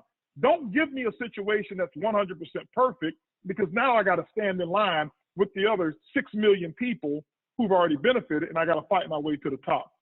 You go, if you're in a country, you go knock the doors down, you break some pins, get our attention. Guys, listen, I save money every time I travel. I'm coming to your city. We'll come. We will come. Yeah. So there are no stepchildren that are here in iBuumerang. If you're an ambassador, you are an ambassador.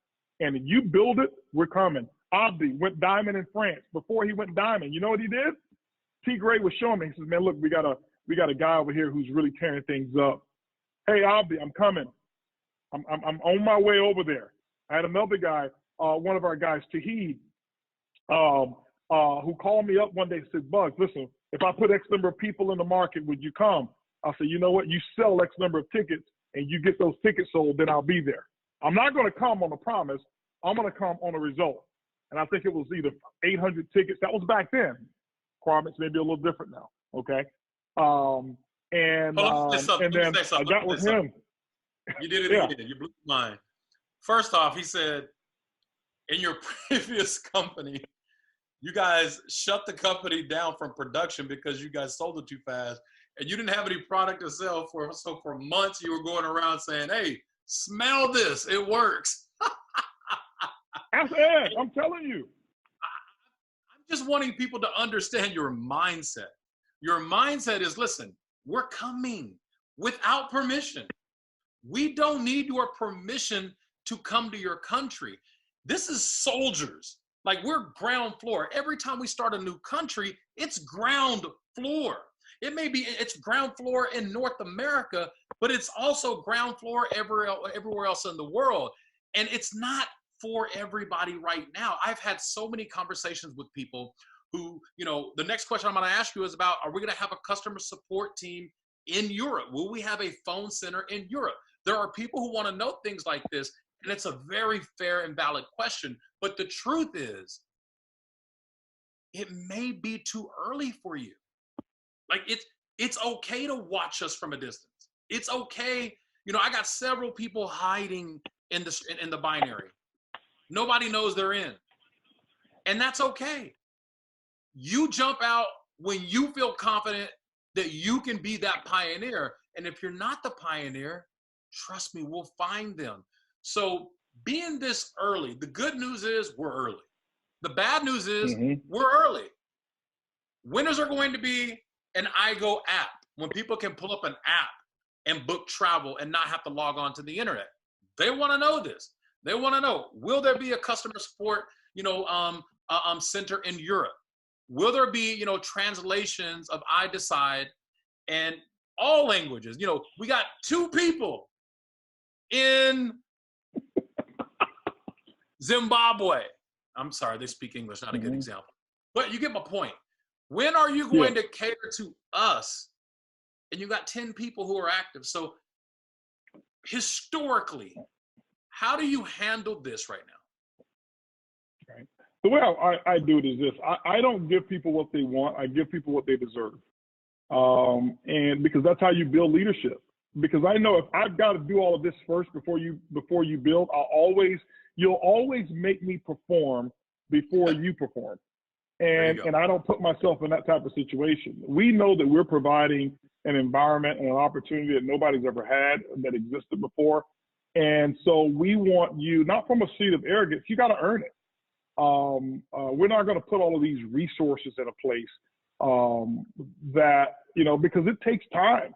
Are we going to have a customer service center in your country? What if we don't? Is that going to stop you from building it? But if we have what if I had customer service right here that was proficient in your language? Do you need them in your country? What are you going to do? You're going to go talk to them?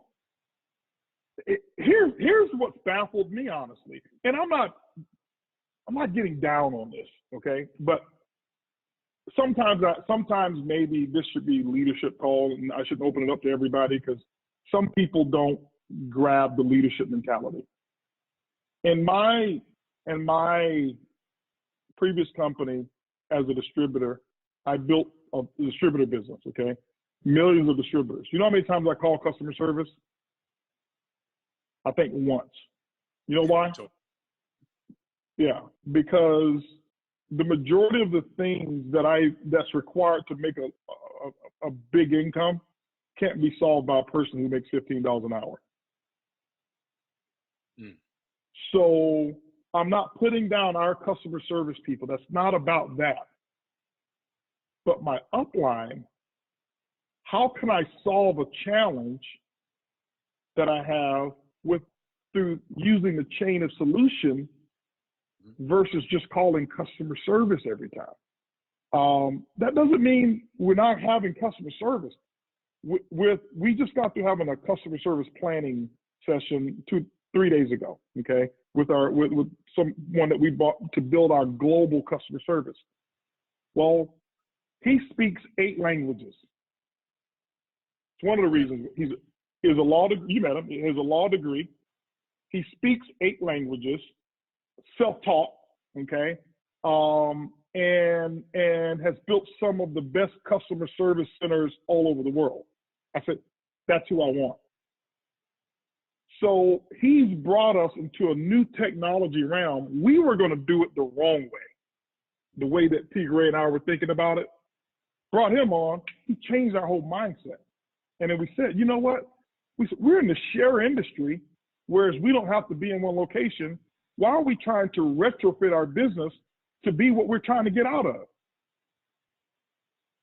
Wow. Doesn't make sense to do it because everybody's used to, I got to go to the office. Well, when's the last time you've been to an Amazon office? Think about it. When is the last time you've been to Apple's office? Do you know does Apple have customer service in your city? The Samsung? I have no idea. So, guys, let's think bigger. Think of, I want my issue solved. Do I have to have the person here to solve it? Or do you want it solved? Do you care that when you go on and to customer service, do you care that the person is up 4 o'clock in the morning and it's 4 o'clock p.m. your time, but they're 4 o'clock in the morning and they're somewhere else in another country solving your issue? Or do they have to live in your zip code? So you got to start thinking global, and how can you build these global businesses? We've got customers now in 186 countries. You think I'm going to put customer service centers in 186 countries? No, but we're going to solve the problem, and we're going to solve the right problems. Wow, I love it. Back to you. I love it, man. Okay, so here we got 7 minutes, and I want to wrap this thing up. I appreciate you, man. And so 2020 vision, and not just in America, internationally. What can the international markets as well as America expect from you as a CEO and from iBuumerang as the opportunity for 2020? What don't we have now that we will have? In terms of what we don't have now, like iGo apps, people can book with an app versus having to log in, like things like that. What's the vision of 2020? The vision of 2020 is getting better at what we already have.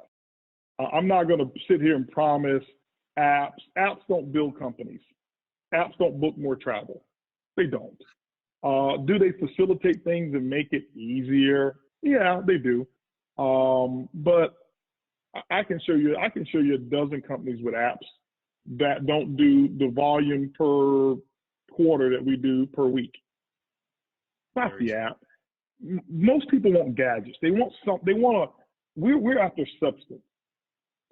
What we decide to do, just being real talk, I sent an email out to all the executives.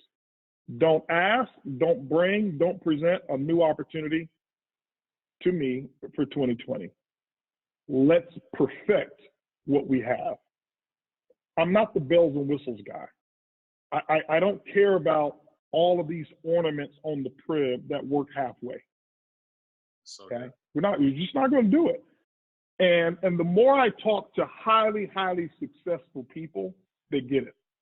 The more I talk to people who have not accomplished a lot, they say you need more. And so you have to ask yourself, whose ear or voice should you be listening to? And it's not that the ambassadors don't know what they're talking about. It's just you're probably not experienced enough to be in this seat.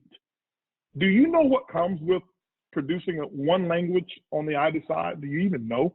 Do you know the man hours? Do you know the time? Do you know the cost that comes along with just producing one? Some of you think, oh, they just go into use Google Translator, and no, tens of thousands of dollars just for one. So we've done. You know, I'm not saying that that there won't be new things that we'll have. Here's what you're going to have. You'll have a new iBuumerang. This is what I'll promise you. We'll be better in 2020. The issues that we've had before, we don't have those issues. We had pay app issues in terms of getting people their commission. We don't have those issues anymore. You know, we had issues of your not being able to log into your IDA site. We don't have those issues. We had, I can give you a zillion issues that we had. We don't have them, but we got new issues. Yeah. So what we're doing is solving those new issues, building our tech team, building our IT team, building our executive team, and now bringing in mid-level directors as we build the platform for our company so that we can be here for a very long time. I'm not here to load up this huge pile of responsibilities on a foundation that's not solid. Let us solidify the business. And we've got people, guys, we've got over, I think 15 people who've already made 100 grand, 15, 20 people who've already made 100 grand. Wow. With the system that was not even strongly fortified. You got enough. And so stop thinking that you need this or you need that whistle to go build. Have you sent an iDecide to everyone in your phone book yet? Well, when I get an app, I'll send an iDecide. That won't succeed in any company you go to. So that's what you're going to have in 2020. We're going to get better. We're going to get better at innovative thinking. We're going to get better at thinking outside the box or just eliminating the box completely. We're going to get better at providing iGo services. We're going to get better at communication. We're going to get better at simple technology so that our ambassadors don't have anything to do but log in, use their Prib, use the technology, and communicate with their prospects and send out boomerangs, and then we're going to go out and do the rest. Right now, some of them, like yourself, you have to worry about certain customer service issues. You've had to worry about, well, my cards are not accepted in this country, your credit cards are not accepted, or these particular things here. And we're getting better at all of those things. So that's what you're going to have. Not a lot of bells and whistles, but you're going to have a more solid company that you can depend on. And you're going to have a smarter CEO. I love it. I love that. So I want you to ask me one question, two questions, whatever you want to ask me. But before you do that, I do want to say this. I want to say, listen, you guys, we are the ambassadors for iBuumerang. It is our job to level up as a leader based on what we're bringing to the table, not waiting for iBuumerang to bring it to the table. Many of my leaders are starting to translate their own stuff, but here's what I love. I can tell who's growing without permission because they're not waiting for me to give them permission. They're not waiting for Holton. They're not waiting for iBuumerang. They're staying in the confinements of everything that we have built and put together in terms of, legal standards and things like that. But they're translating their own stuff because they really don't trust somebody else to translate it. That's a leader. So be the leader that you want to follow, and we'll see you on stage in Houston.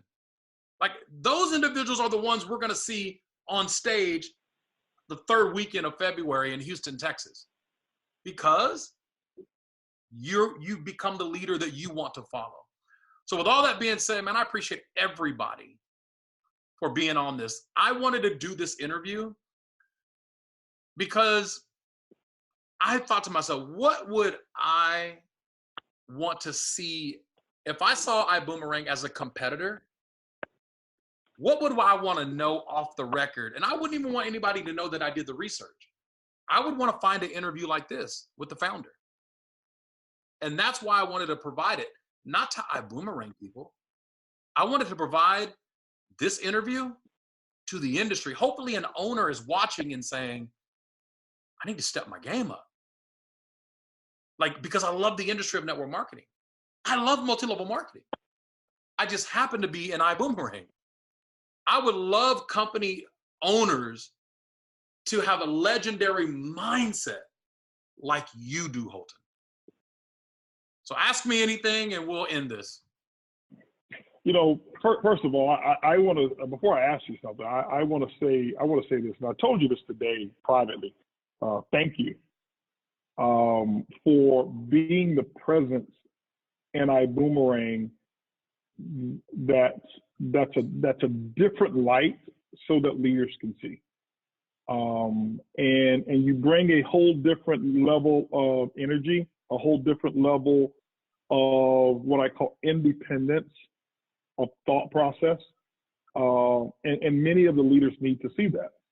I've been, shined so bright as a leader in the field that sometimes leaders, they're looking for you. They're looking for me, not necessarily just for that permission, but it's just I've been the leader. Well, now my role is to develop those leaders and let those leaders raise up. And it's not about HB, and I think you give that permission for people to see that, wow, I don't have to wait. Edwin wrote a book called Permission to Succeed. And you exemplify that giving your own self for me. I never had to give it to you. I didn't say, hey, Johnny, let me do this interview. You call me up, you and Jex was on the call, and you say, hey, man, listen, I'm going Black Diamond. You put a video out in our chat. I loved it because I want people to see, here's how you become accountable. Here's how you get your upline to say, let me go help this person. Not, well, this is not working. Could you come do this for me? It was, so I appreciate you. But here's what I want to ask you. Here's a couple of questions I have for you. You've taken a lot of, you may not have taken it, but there's been a lot of negative chatter about your decision to be here at iBuumerang. And you were the hero. You were the great guy. You were like the gift to the company. As soon as your decision to do something different without damaging what you left was made, you became the enemy, and people start putting up videos and and about why iBuumerang is going to fail. And if somebody ever puts up a video about why something else is going to fail and you watch it, you're a bigger loser than they are. Yeah. Because it's specific if you're watching it for entertainment. If you watch it because of a responsibility, that's different. But for entertainment, it's asinine to follow somebody's thought process like that. But how have you been through this process? Through this process of negativity, how have you and the family been? You know, I haven't watched one video, anything negative, anything about anybody sends me. You know, my response is, and somebody sent me something 48 hours ago, and it was, you know, a video of why iBuumerang was going to fail. My response to them is, I don't have time to watch things like this. And the reason you're feeling the way you feel right now is because you watched it. So for me, and, you know, I'm criticized on this too. I forgive them. I have literally forgiven them before they do it. I have forgiven anybody who has said anything negative about me. The lies that I've heard about me are now becoming comical, because anybody who's been with me for any multiple set of years, trace me back to one lie to make money. Why would I start now? So it has been free advertisement. Some of it has affected me a little bit, but then I look at the source of where it's coming from. These are millionaires that I helped create, all the way down to people who never even sponsored one person. Not one person that has criticized me has accomplished what I've accomplished. That is how I handle it. Now, if somebody who's accomplished more than me criticizes me, maybe I'll pay attention. But so far, including the owner, has never accomplished what I've accomplished as a distributor. Not even the director of training has accomplished what I've accomplished as a distributor. There's not one person that has criticized me publicly or my decision that has accomplished what I've accomplished as a distributor. That's how I handle it. I disqualify the noise until somebody brings the noise that has accomplished more than me. Man, you know what? I don't have anything to add to it because my sentiments exactly. You actually shared some stuff that I never thought about, but you're absolutely right. Because I want people to know how successful people handle adversity, and I've quoted you for years, and I always give you credit. Probably the first 3 times, and then from after that, it became a friend of mine. He told me that adversity causes some people to break and others to break records. Are you a record breaker? It was one of your famous sayings that I always got. And so what I've noticed is that you've come over and broken records, you know. But more importantly, I see a piece of happiness. Now, here's the thing. You're not back yet at your income that you left. Not yet. You're tracking it right now. Right. Tell me about your overall well-being or feeling. Has there been a nervousness, or what do you feel by not having that income and being here right now? You know, there are times where I thought about this today. Man, if I would have just waited 12 more days, I would have got $180,000 more dollars. Like, I thought about this. I was like, as an investor, not a network, how much money would I put into something to make $180,000 in 12 days? And I thought to myself, damn, why did I make that announcement on November 2nd? Why didn't I wait till November 16th? And those are like, you know, those thoughts go into my brain and into my head. But that's pennies, man. It's, you know, I have those thoughts And those thoughts become pennies. Because what we're doing here, I've never made $1 million in 1 month in anything. You have. The people I was following over there, they never made $200,000 in 1 month as a distributor. I want to follow something that stretches me. And I'm not saying this to insult anyone, but you asked me a question, so I'm going to tell you my heart. Yeah. Being the smartest person in the room was terrifying. It was terrifying. And I'm not saying based on intelligence. I'm saying based on common sense of what people need and what they want and what we should provide. It seemed like I was the smartest person that realized what people deserved. And that terrified me, man. I understand it, man. You know, here's the thing. I don't make as much income now as I made when I was in my previous company. You know, since I've launched this, you know, the claim is that the money's not there to pay my commissions. And you saw my back office; it's still hundreds of thousands of dollars per month. But I wasn't counting on it, you know. But the good thing is, you nor myself spent all of our money, and that's why we talk about having a good philosophy of being able to get out of debt. But what I can tell, and this I'll say this with respect to Jex as well, and you and myself, Edwin and Jose Luis and several of the leaders and Cesar Munoz. I'll say this, guys, and this is the truth. We've never been happier. Yeah. Okay. Now, you know, we've never been happier. You know, my personal, because I don't take a salary from the company yet. I don't need a salary. I got enough money I don't need a salary. I'm investing all of it back into the company and to make this deal huge and big. But I probably make, you know, obviously a whole lot less, hundreds and hundreds of thousands of dollars less per month than I used to make. I've never been this happy before. And so this is when I tell people say, well, money don't make you happy. And I say, well, you don't know until you get some money. Or you can say that somebody told you money don't make you happy.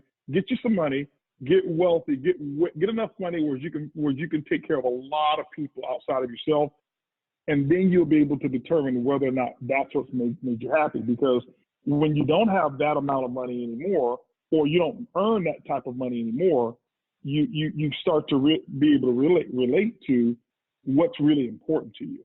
And so, you know, I don't want to paint this picture that, okay, HB is starving because we don't have that income. No, you know, I'm not, you know, it is what it is, you know. But I'm so glad we've done well with other investments and stuff like that we've done. So last question I have for you, the next question I have for you is, what did you do to get to work? And I want you to talk about the little guy here, because a lot of this has been leadership that we've talked about. I got two questions. A lot of this has been leadership level stuff, and the little guy still out there who, even though we cover some of the stuff, they can't grasp it on this level yet because they just don't know. But from the little guy in the organization, what do you see that the little guy should be doing? When I say the little guy, the person who's first time in networking, maybe they're a director looking to go to senior director or executive, whatever it may be. They haven't even haven't gotten sent out their first boomerang yet. What is it that you see that they should do to make this a success for them? You know, I've been in the travel space for 12 years. And here's something that I have taught the new person and the person who's been here for a long time. You have to be a product of your product. The faster you create your own personal testimony, That's where your longevity of success is going to come from in terms of recruiting and building. I booked my first iGo, and I showed you, Holton. I saved $1,200 when we stayed in the hotel in New York. $1,200 savings on my very first booking. I will tell that story, hopefully, for the next several decades before I pass this on to my kids. Your initial story of your personal success is your longevity. Stop telling the big stories. Stop. You want to make money in this business? Stop telling the big stories to recruit. You tell the everyday stories. You get people who join today who have a success story in their first 7 days. That story is way more powerful than Edward Haynes making $1 million his first several months. That's too unbelievable. It scares people. My personality type, it would excite me, but everybody's not my personality type. Everybody on the planet's personality type is, if I buy this, how fast can I turn it into a win-win situation? If you truly want to build, focus on creating win-win situations. Have you created a win-win situation for you?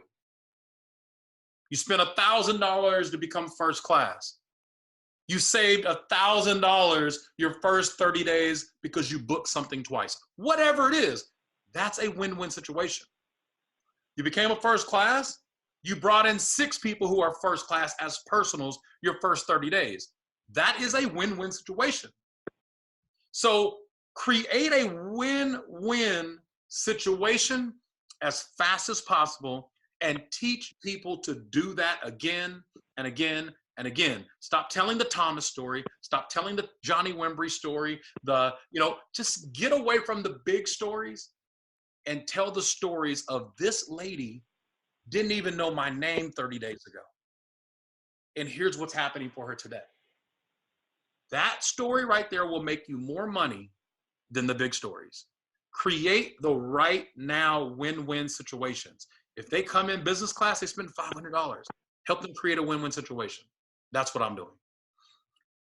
I help people create a win-win situation, and then I celebrate them. We celebrate them in our chat groups. We celebrate them in our Facebook groups. We celebrate them visibly so the world can see, the other new reps can see, this person joined 7 days ago and we're already celebrating them. That's right now money. Nobody cares about a year ago money. Nobody cares about the guy who's making $100,000 a month. They want to know who has a win-win situation in the last 30 days. That's where your big money is. You know what? That is what you just said, a mouthful, and I hope so many people gain from this. I hope they didn't log off too soon. Some people may have had to go to church or whatever it is, but I think the most valuable part of this call, honestly, hasn't been my testimony and story. It's been what you just got through saying, because everybody's trying to make a quantum leap when the way we got there is by making base hits. And the person who wins the World Series is not the one who makes the most home runs. It's the one who gets the most base hits. If you go back and look at baseball stats, whoever gets the most base hits wins the most games. And I watched, you've allowed me into the group, and I see these posts, and I'm like, man, they celebrate a person who even joined. They haven't even done anything, but you are a winner. What? You joined iBuumerang, coach. You joined iBuumerang business class or first class, and they got their picture up. And everybody's commenting, and I'm like, how would I feel? I'm brand new to network marketing. I don't know anything, and these people are celebrating that my win. Wow, what did you made a decision to take care of your future, and we're going to celebrate it. I can tell you right now, there's groups out there right now. If they only focused on that, their groups would be twice as large. Absolutely. Yeah. And you gotta, I was gonna say, learning to celebrate people for every step It creates ongoing. I wake up to 100 posts in my Facebook group of people who've been celebrated. Now, one thing that we have done that I believe that everybody should do in iBuumerang, we celebrate upgrades just as much as we celebrate ranks. Somebody who came in as a coach class and they upgrade to business, I'm going to celebrate that. Why? Because that person just made a commitment to go deeper. That's how I know who my leaders are going to be. It's Sunday. Is today Sunday? Yeah, today's Sunday. Guess what we call Sundays? It's Upgrade Sunday. So if you go to my team page on Facebook, or most of the team pages on Facebook, you're going to see that we are celebrating people today who upgraded this week. See, it's the small things, guys. It's not his speaking ability, because he hadn't spoken to anybody to get him to join. He just hit a button and let the technology go. He can go and speak, but the problem with that, tell me what the problem is, Johnny, with when you show up into the living room in the den as Johnny Wimbrey and you get everybody in this daze because you've trained to do it, and everybody signs up. What problem do you create, and why haven't you done that yet? If you want me to come to your home to do a presentation, and you need me. You need me. You could be creating a major problem for your future because you can't duplicate me. So I'm not doing you a service if I'm always making myself accessible to you, because number one, you're not growing. Number two, you really can't. And I'm not saying it in an arrogant way. I'm a professional speaker. Like, this is what I've done it around the world for over 20 years.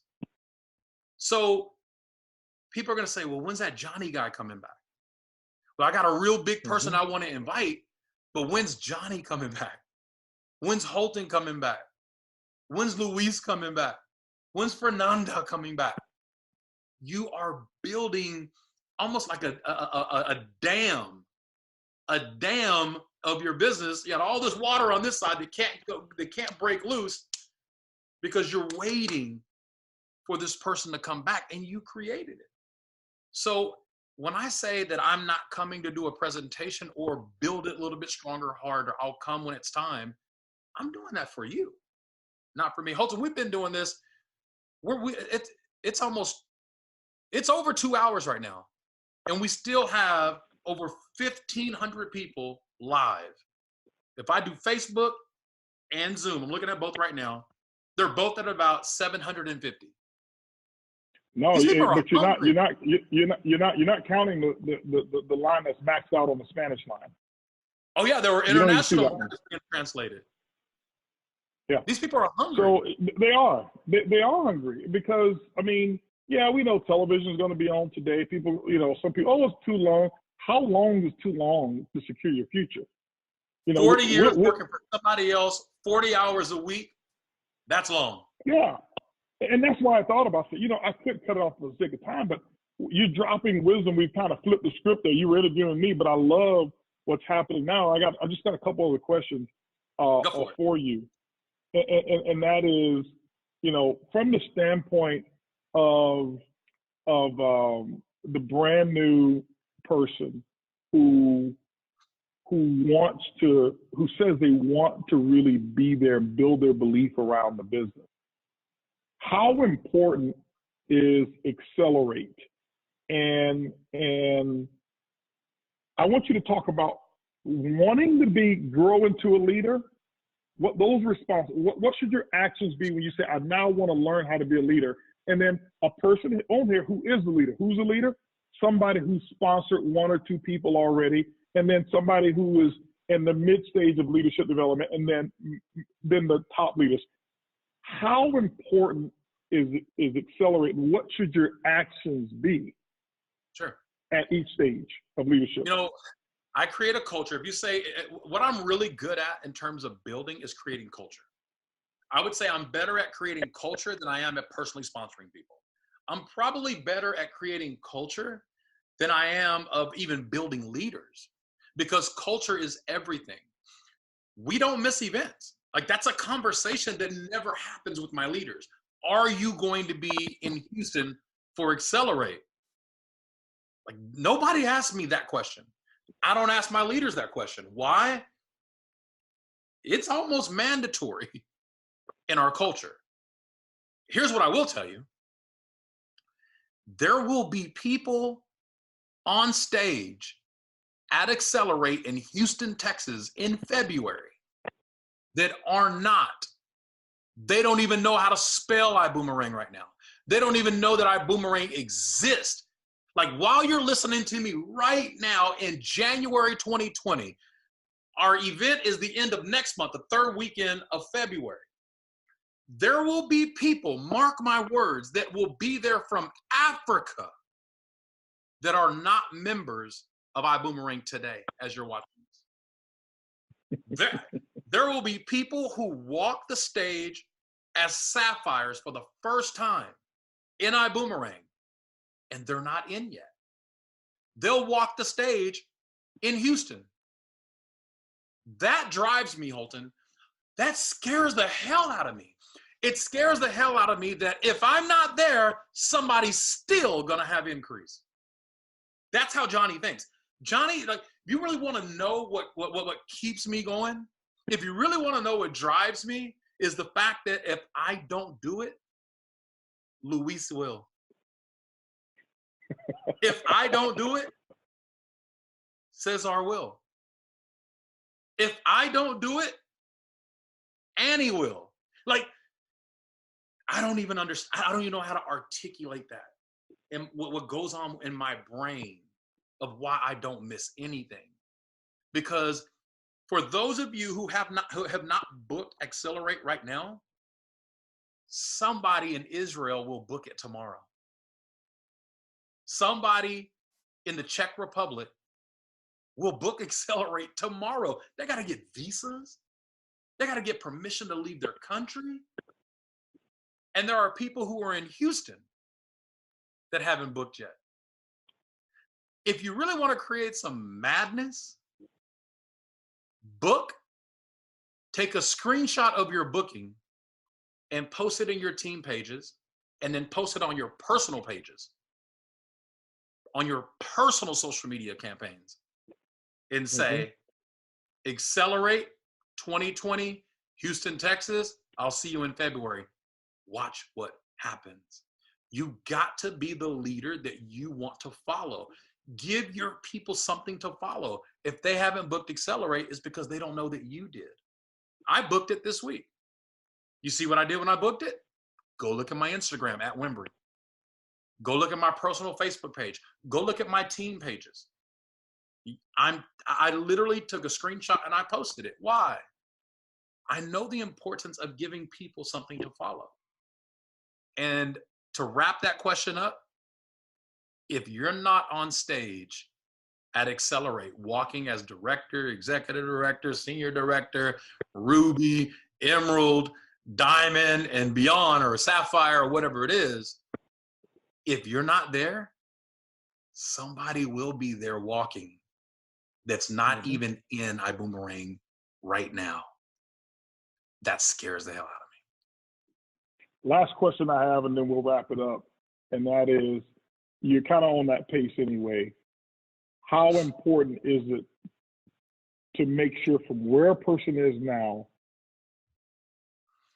and in terms of the progression of rank or advancement towards their rank or even volume by the time Accelerate gets here, if you've been a sapphire, for 4 months already, how should you be thinking if so I want you to talk about that even to the small guys as well, because guys, remember, big shots are nothing but little shots who just kept on shooting.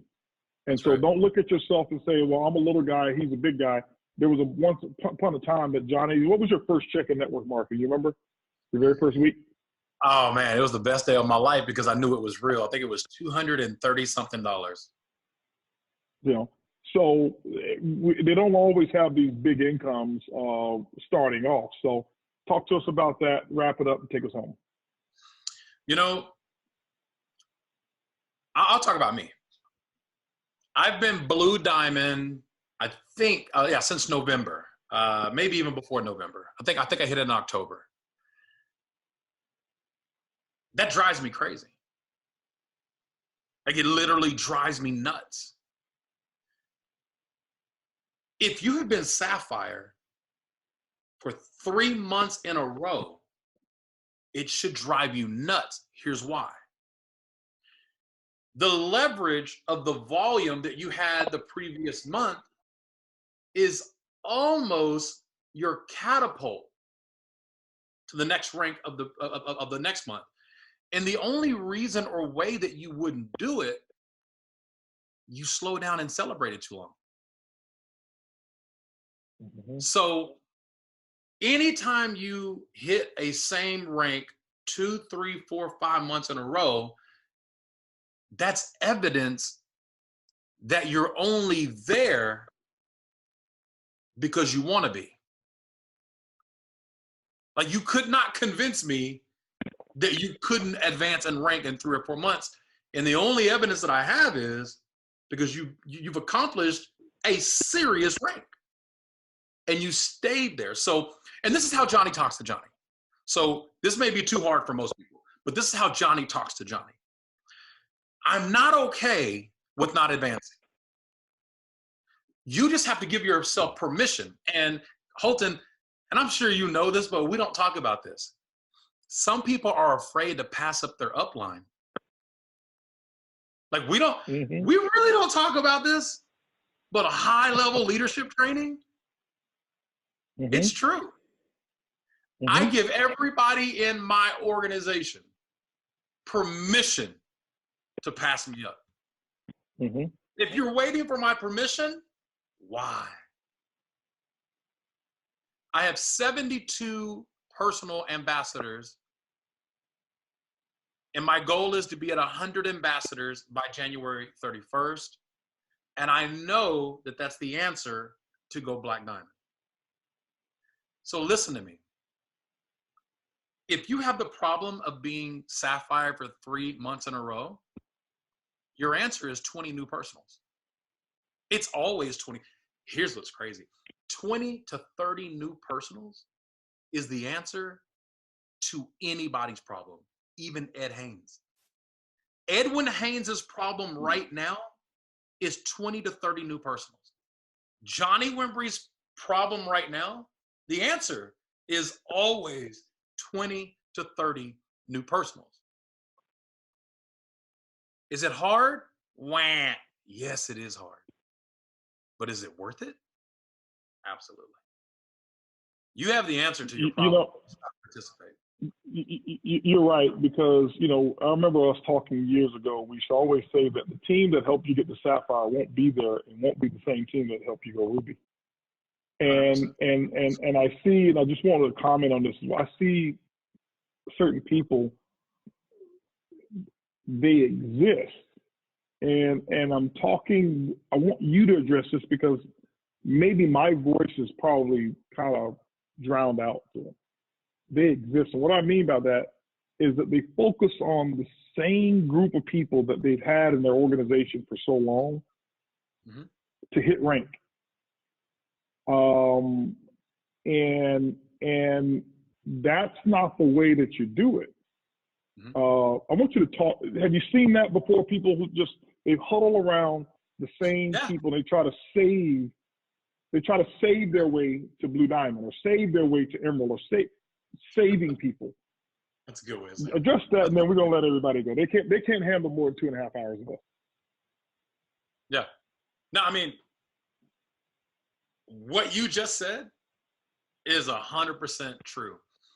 We will spend 80% of our energy saving and working with old people, and 20% of our energy looking for new people. Michael Jex is Diamond. I expect him to go Blue Diamond. He's not going to go Blue Diamond with the existing team that he has. I am not going to go Black Diamond with the existing team that I have. Now, can they take me there? Yeah.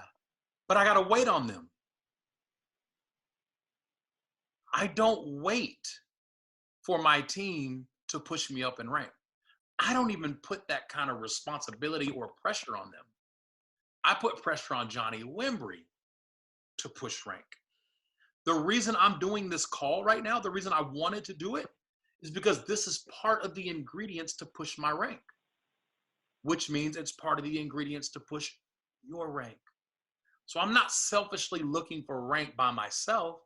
I'm showing you what I do. And I'm telling you publicly. So as hold on. So let me ask, so when you're saying you're taking responsibility on this, I have to say this because I hope that we have a lot of people watching. You were in this company as a Blue Diamond in December, right? Yeah. You were here. You went through surgery, right? I had surgery. Okay. Major surgery. Serious surgery. Very serious. Okay. Haven't been able to go out and right now still can't be around a lot of people because of, I'm very nervous to be around people. Okay. So, and this is spinal surgery. I know you don't mind me mentioning that, right? Spinal surgery. Through my neck, back to my spine. Okay. Now, you had spinal surgery. You still qualified your pen, missed Black Diamond by a margin.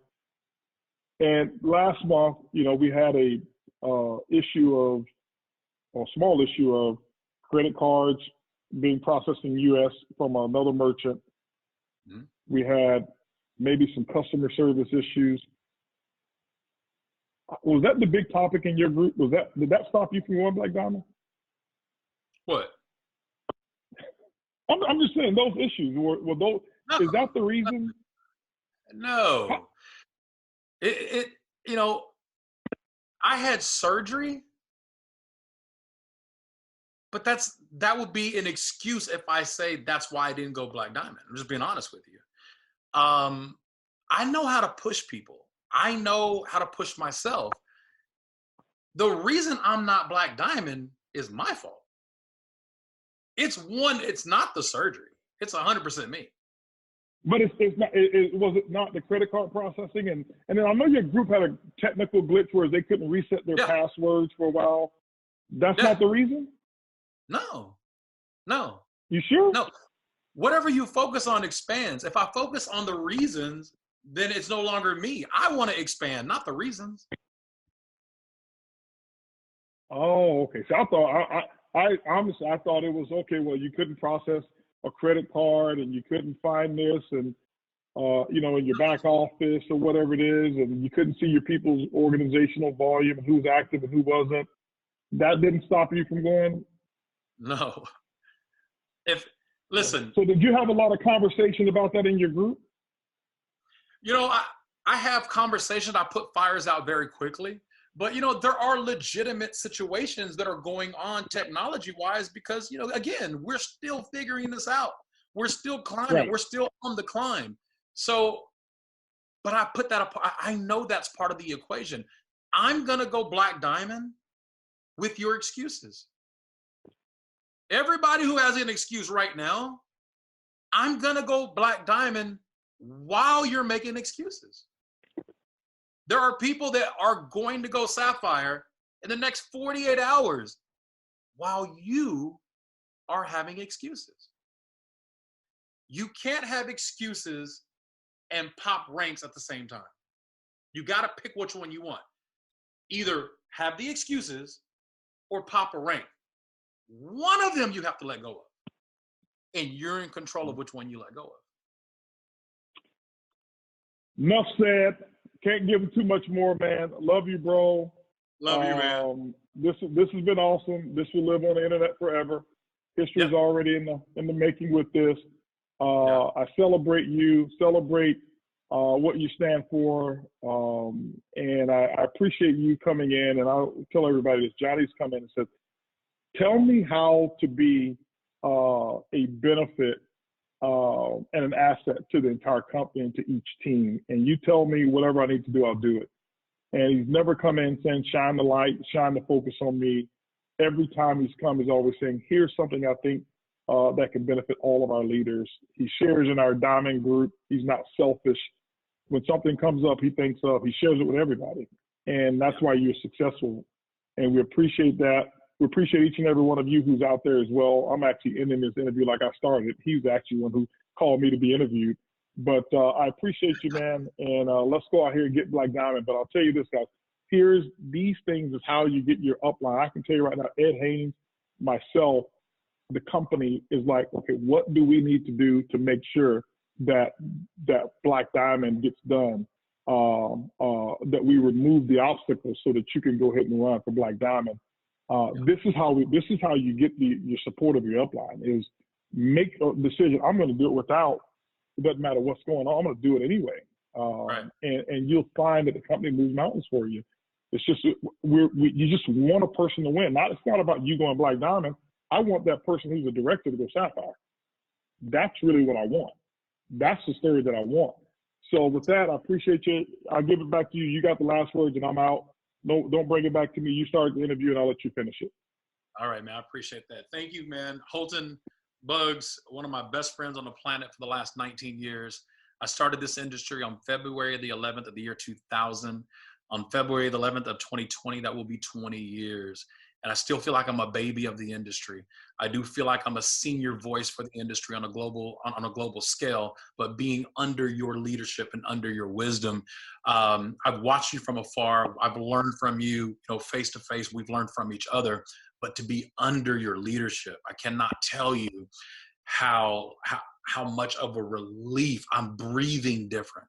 Like literally, I breathe different today than I did last year, because I know what I'm building, my children's children truly will benefit from. And I trust you. And I know for a fact, even if we weren't best friends, you're going to take care of anybody. So I know you'll take care of me and my family. And for me, that helps me breathe better.